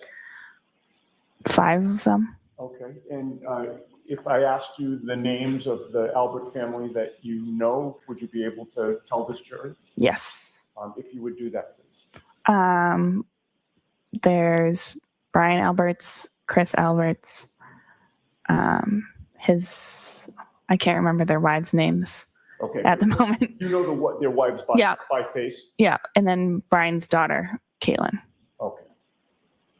And specifically with regard to Caitlin Albert, can you tell us, is there a difference in age between the two of you? Is she closer to your age than the others? She's closer to my age. She's younger than me. Okay. Did you see Caitlin Albert at the Waterfall on the night of January 28th into the 29th of 2022? Yes. You also mentioned that you had seen somebody named Brian Higgins there, correct? Correct. He was somebody that you recognized prior to that day, correct? Correct. And how did you know or come to recognize Brian Higgins? From Waterfall. Did you know his name, specifically his last name, on January 28th when you were working that night? Yes. When did you learn his name, if you remember? I don't remember. At some point in the past, when he'd been in the bar, for some reason you knew his name, Brian Higgins. Yes. And you had testified, I believe, on direct examination that you had seen Brian Higgins with Brian Albert at the Waterfall on prior occasions. Correct. So, Ms. Giannetti, it's time for lunch. I don't imagine you'll finish in 5 minutes, right? It won't be too much longer than that, but it's probably good to take a break. Okay, thank you. All right, Ms. Treyes, I'm actually going to come back at 2, and jurors will take lunch. Okay. Jurors, if you would fold and leave your notebooks on the chairs, taking your property with you. All right, jury out. Beautiful.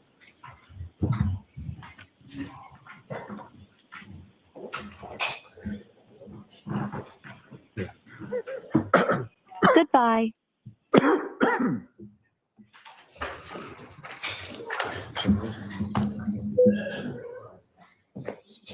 You can just follow it.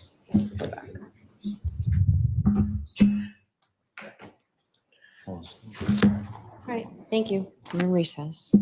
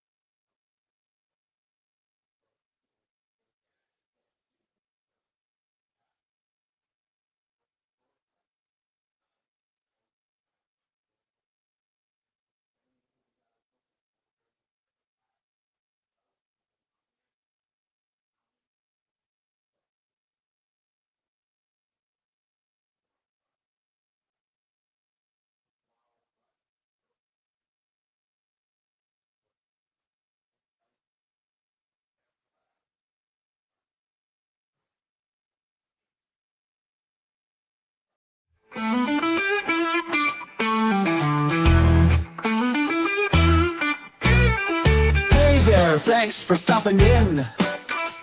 We hope you will join us again. We all look forward to next time.